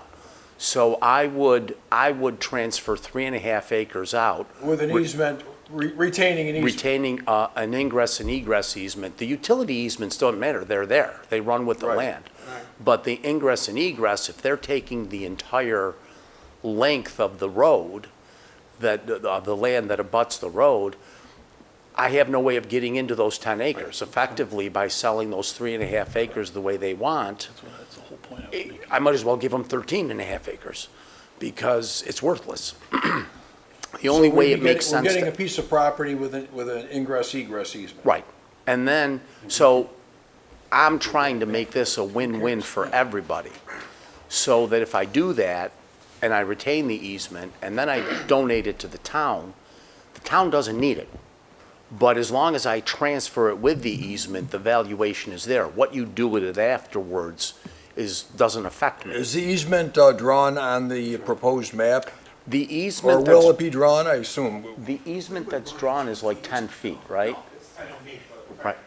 We have no access to the. Right. I need 25. So to make it work for me, and to make it work for the Salamanos, it needs to be withdrawn by the town once I transfer it to the town. I mean, that's the sticking point here, is this easement. So in my mind, because I've never done this before, it would seem that it's just an administrative thing. I would transfer 3.5 acres to the Salamanos. I would transfer the deed to the entire parcel, accepting the parcel that I'm transferring to the Salamanos to the town with the easement. and the town would say, okay, thank you very much for this 10.5 acres, or 10 acres, however much it is, it's approximately 10 acres, but we don't need this easement, so we're gonna withdraw it. I don't know if I'm using the proper term, but it's no longer an easement that's gonna be used by the town. Well, but if we're giving it to you, you're the one that can abandon the easement, we can't. No, Charlie, you're misunderstanding him. He's got a large parcel of land. Right. He wants to sell off a portion. Correct. To some residents. Right. They wanted the full 60 feet. If he does that, he landlocks himself in and he can't subdivide it at the county. It loses its value. No, he can't subdivide it either. Right. Can't subdivide it. Right, So you 'cause- give him the access easement, included in the subdivision. Now he's got a 2-lot subdivision of which the town has a 20-foot access easement. At which point. Well, the town will have the easement. Right, at which point he closes, they've got their property, they come to the town and request us to abandon that easement, Okay. of which the town can do. We just abandon the easement that we get. He's given us that No, property. okay, no, I wasn't here when this application came in, So theoretically, we abandon that easement that he gives to us, we have no ingress egress. We do, from the back parcel, we get in from the other property. Right. Okay. Well, all right, so it's not your easement, you're giving it to the town. I'm giving it to the town when I transfer, when I do the dedication to You're the town. giving us an easement additional to the 10 acres. Correct. Okay, I didn't understand that. Correct. You're right. Okay, God, I wish we had that drawing up, because yeah. why would, The way it would work then is if the board approves, somebody would have to come in later and say, would you abandon the easement? And show why it should be If you have abandoned. an If the easement on town their own agrees, it would property. be- Yeah. I'd like to access easement to the. It's an Chigwell access Lane. easement. Something that we don't, it's not something we often talk about, having an access easement. Our I was easements just are trying to figure drainage. the easiest way out to get everybody what they want, and that's the easiest way to do it. I'd like to hear from a town engineer, if that's okay. Do you have any, Josh, Mary, do you have any input on this? It does have access from this Chigwell subdivision to the north and from the, what's the road, is it Brooksboro, to the east. I guess I wonder what the intent of the use the town would have for the 10 acres if we took it. If it was for some sort of trail system or something, why wouldn't we want to have some sort of access at that area? Or if it's just going to be a wooded lot that the town would have. I mean, I think it's always nice to have an easy way to get in and out of a property that the town has ownership of, but there is access abutting it. It would just be, a further distance to get to it. That's always something we could address at a later date.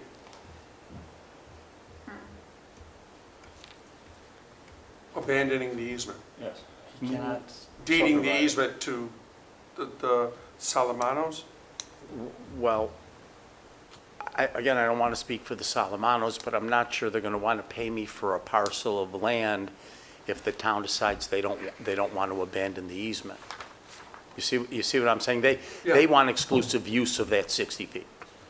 Harvey, am I speaking out of turn? Right? So in my mind, this land that I'm proposing to dedicate is adjacent to land you already own. So when you say it's nice to have another access point, that's true, but you don't have one now to the land just north of. It's not our land right now. No. Your parcel isn't our land right now. Right, but what you have doesn't have an access point to the south. You have to come in from the north, I believe, right? Is it the north? I don't have the map. I've looked at it, yeah. The town owns several properties to the north, with existing off of Brooksboro and Chigwell. And, the easement, the intent of the proposed easement is for tax write-off. Right. That's Giving up something. There is an existing easement in the same area. Well, I guess my thought is you're saying you want everyone to win out, you know, you're saying you win, you're saying the resident wins, but the town doesn't have access, so how are we coming out with a better situation for You this get land? you get another 10 acres of land that you have access to that 10 acres I'm giving you to the north. It's not like you're gonna put a road in there, it's not like you're gonna develop that land. It's basically, my understanding is the town wants to keep that as green space. So, it's green space, right? I mean, I don't know what you're doing with that land now, and I'm just looking at it and saying, gee, it's not like I'm giving you 10 acres of land that's in the middle of somewhere else that doesn't adjoin land you already own. You're just acquiring more green space.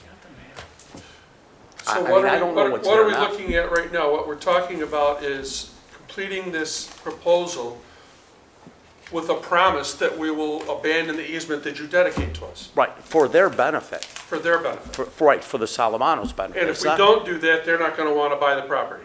Nor will I want to sell it, because I'm basically giving, if I do that, I might as well give the Solomano's 13 acres of land I don't know what we're for the doing. purchase price, because it's worthless to I me, think we need to have, what's remaining. Show me, There's no like drive. can you just show me the picture? I don't want to drag this out. you're I just want to make we're sure. not closing it, we're And not closing it.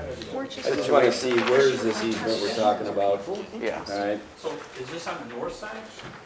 No, so And- that's like walking into the woods. That's what you would come to. That would be their new driveway, like So- walking. This way. As of There's no tonight, drive or access. Currently, no. I don't know why he gives these pictures, because they really don't show you. I can't hear you. The other way, right? These pictures don't really show you what you're this is, From like Brooksboro or the something? Grass. Right, I mean, there's like, I know what he was trying to do. this whole thing. Here's the situation. just We wasn't own this, presented to us this. this way. Yeah, and This that's, is what we're it's talking funny about. for anybody Because watching that's at home, they're this gonna is carve deja out a vu to 2 little weeks ago. Parcel for their house. You're like, well, are you We looking would get gift all horse in the this mouth? You're getting 10 acres of connected to land. this. Remember the last resolution? $82,000 the access town had to point pay from to Brooksboro cut trees down on to this our piece. land. Right. So And there's an land access can become point a liability through for here. the town. So I won't, Off of- No, I council, you can understand. appreciate that. I just want to understand. make sure we're measuring twice, cutting once. And then this is the So one, the this property is the that we- 60 feet you're talking about, or 25 feet.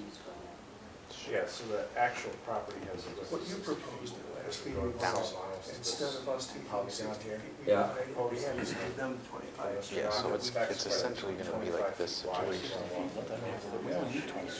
Yeah, which gives us access into here.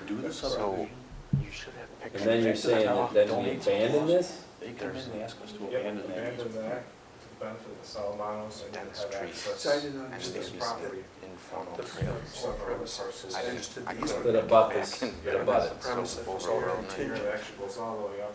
on the deed.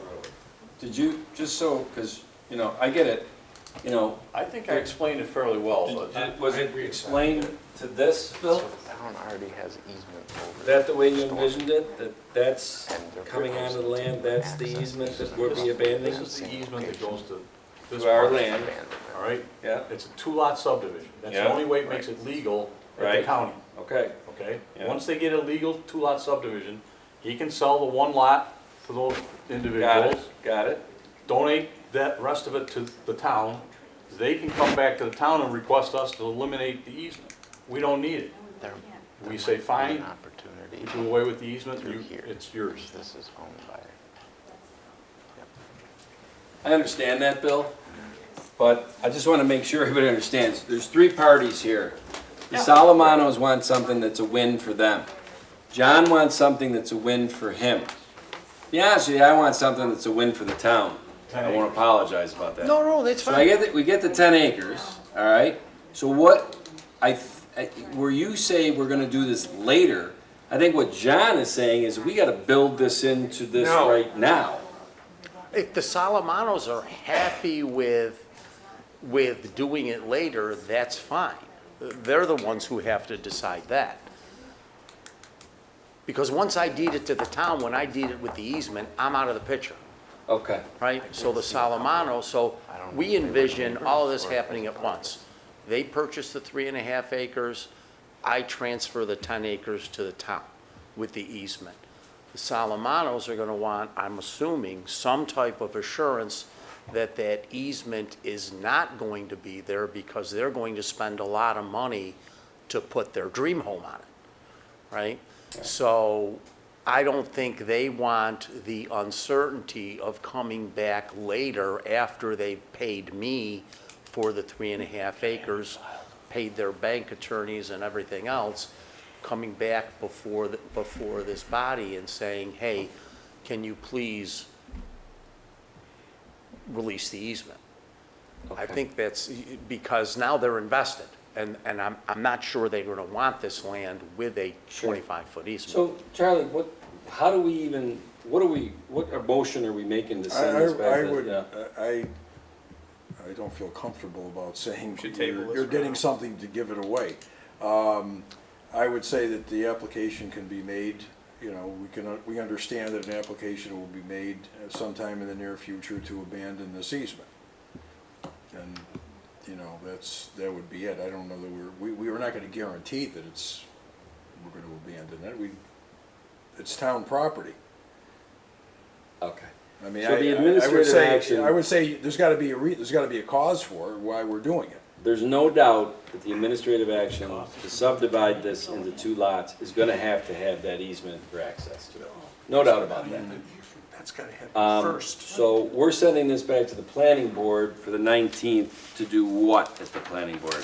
It's an administrative action, right? Well, it technically could be, but we decided that the planning board would be the entity. So they're going back for preliminary and final subdivision approval. Okay, and within that, there's no way that board is gonna approve the subdivision unless there's that easement on the 10 acres that gets access Correct, to the 10 acres. because the map would not be able to be filed otherwise, yes. Okay. Okay, so what are we saying here tonight? What is, it said issued a determination on their interest, the town board to issue determination on their interest in accepting the proposed donation of the 10 acres of land. You want to make this simple? Yeah, we want the 10 acres, right? Yeah. But what John just said, what does that change about our resolution tonight? Does it change anything? It's all different. And how different? How do we word this? I don't know how you word it, because you're trying to do 3 things at the same time. Well, I think you're And I saying. think you're trying to Charlie, I do don't wanna put words in your mouth. one No, thing. because if we receive an easement, we're receiving an interest in land, as a government, we can't just say, oh yeah, we're gonna receive it and then give it back. I don't see how we can There would have to be a basis or reason for us to do that. So there'd have to be, I'll say, good cause shown, all right?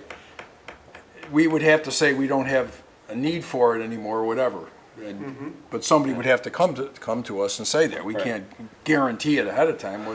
We can't do a motion here that kills 3 birds, 4 birds in sequence. All we can do, if I understand you correctly, is, yeah, the town board is saying, yes, thank you, Mr. Naka. We certainly graciously accept your donation of 10 acres. And blah, blah, blah, move it toward the planning board for subdivision. Do we have to say anything else? Because by definition, the only way the planning board would approve the subdivision is with the easement. Yes, gotta have access. And we're not gonna say anything about, oh, but we're gonna take the easement, but later we're gonna get rid of the easement. I don't think we can do a motion like that. I don't think you should do a motion like that. I agree with that too. It appears as though there's another country that would like to speak. Another attorney. Quite a meeting tonight, huh? Harvey Bunis, representing the Solomonos. My good friend Mr. Knock and I have been together for years practicing law.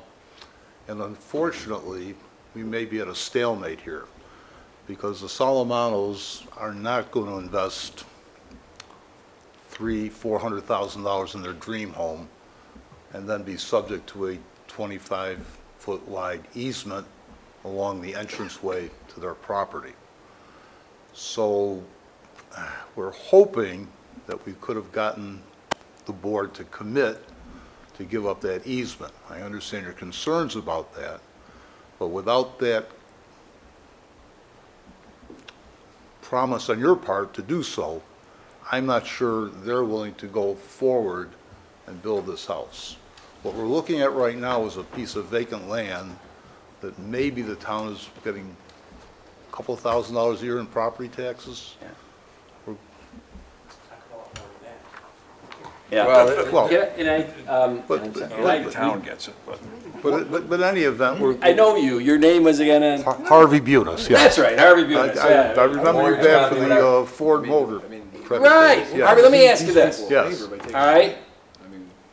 The stool with 3 prongs. One of them comes out, it falls down, right?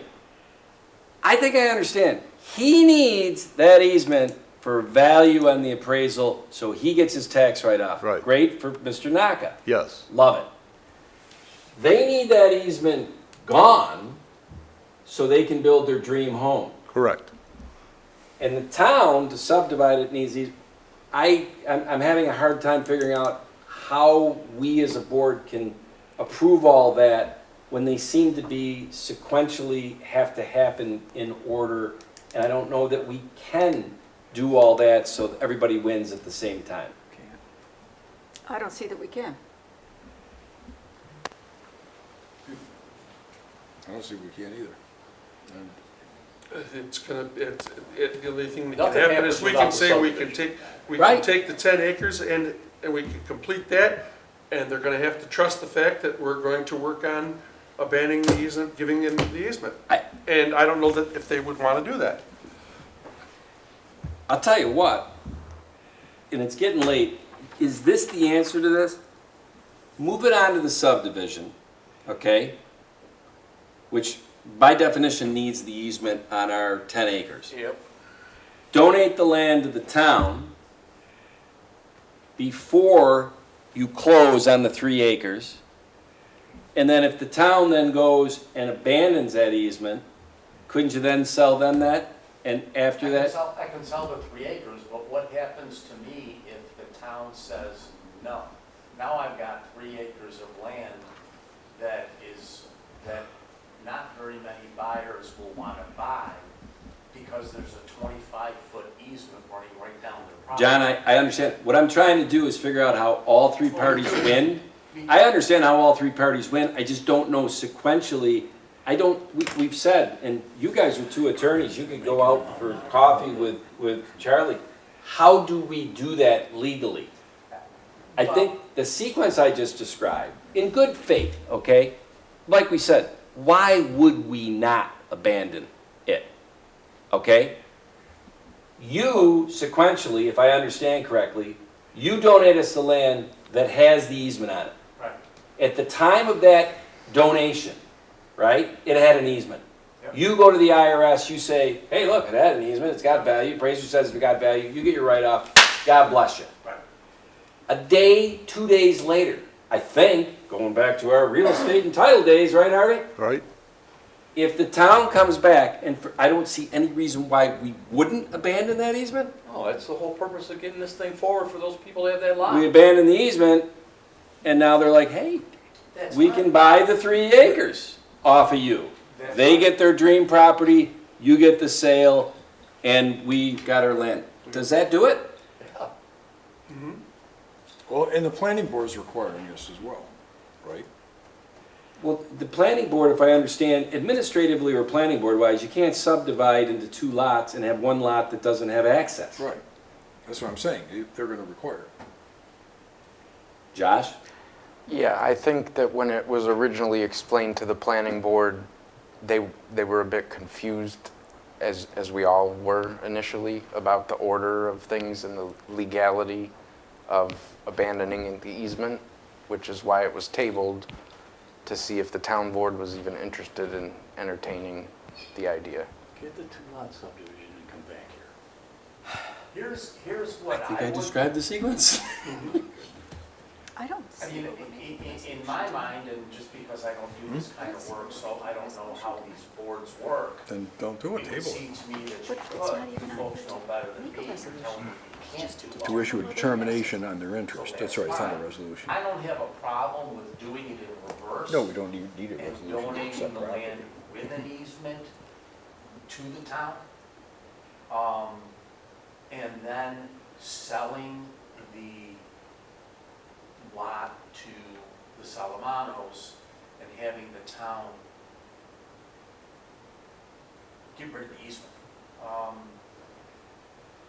You're giving me certain assurances, not assurances, but you're kind of amenable to getting rid of that easement. I think we are. So, Go ahead, Patty. so I'm willing to take that gamble. Well, and I think that's the gamble that we're all going to have to take, because what's on our agenda tonight is for us to issue a determination on our interest in accepting the proposed donation of 10.1 acres. I think you've heard what our interest is. Yes, we would like to. At this point, this board, yes, we are amenable to abandoning that easement. But we can't, legally, we can't do that at this meeting. And I think we've all determined what our interest is.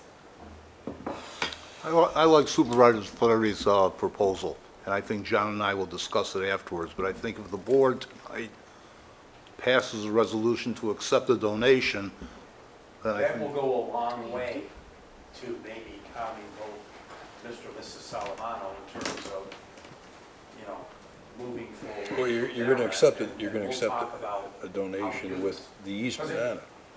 It really doesn't matter whether the Salamanos buy it and they make the application, or I donate it, then they buy it and make the application, right?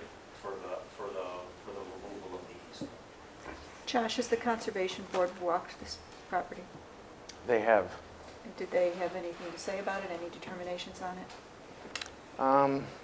You know, they had a little concern in regards to the topography and the angle of which the bridge to cross over the creek would be, but they didn't seem to indicate any other major concerns. They said it was heavily wooded and a lot of brush. Obviously, there's a stream that runs through there, and DEC would be heavily involved as well. Yeah, I know that, because I was in that neighborhood a few weeks ago, I know the neighbors are very concerned with the integrity of that stream.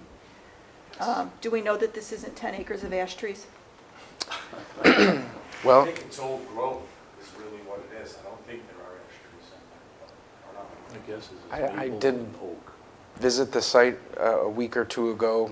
I didn't get deep into it, but just from a quick visual inspection, there didn't appear to be dead or dying ash trees. I may have spotted a few that had leaves on them still, but it's not like it's all ash trees.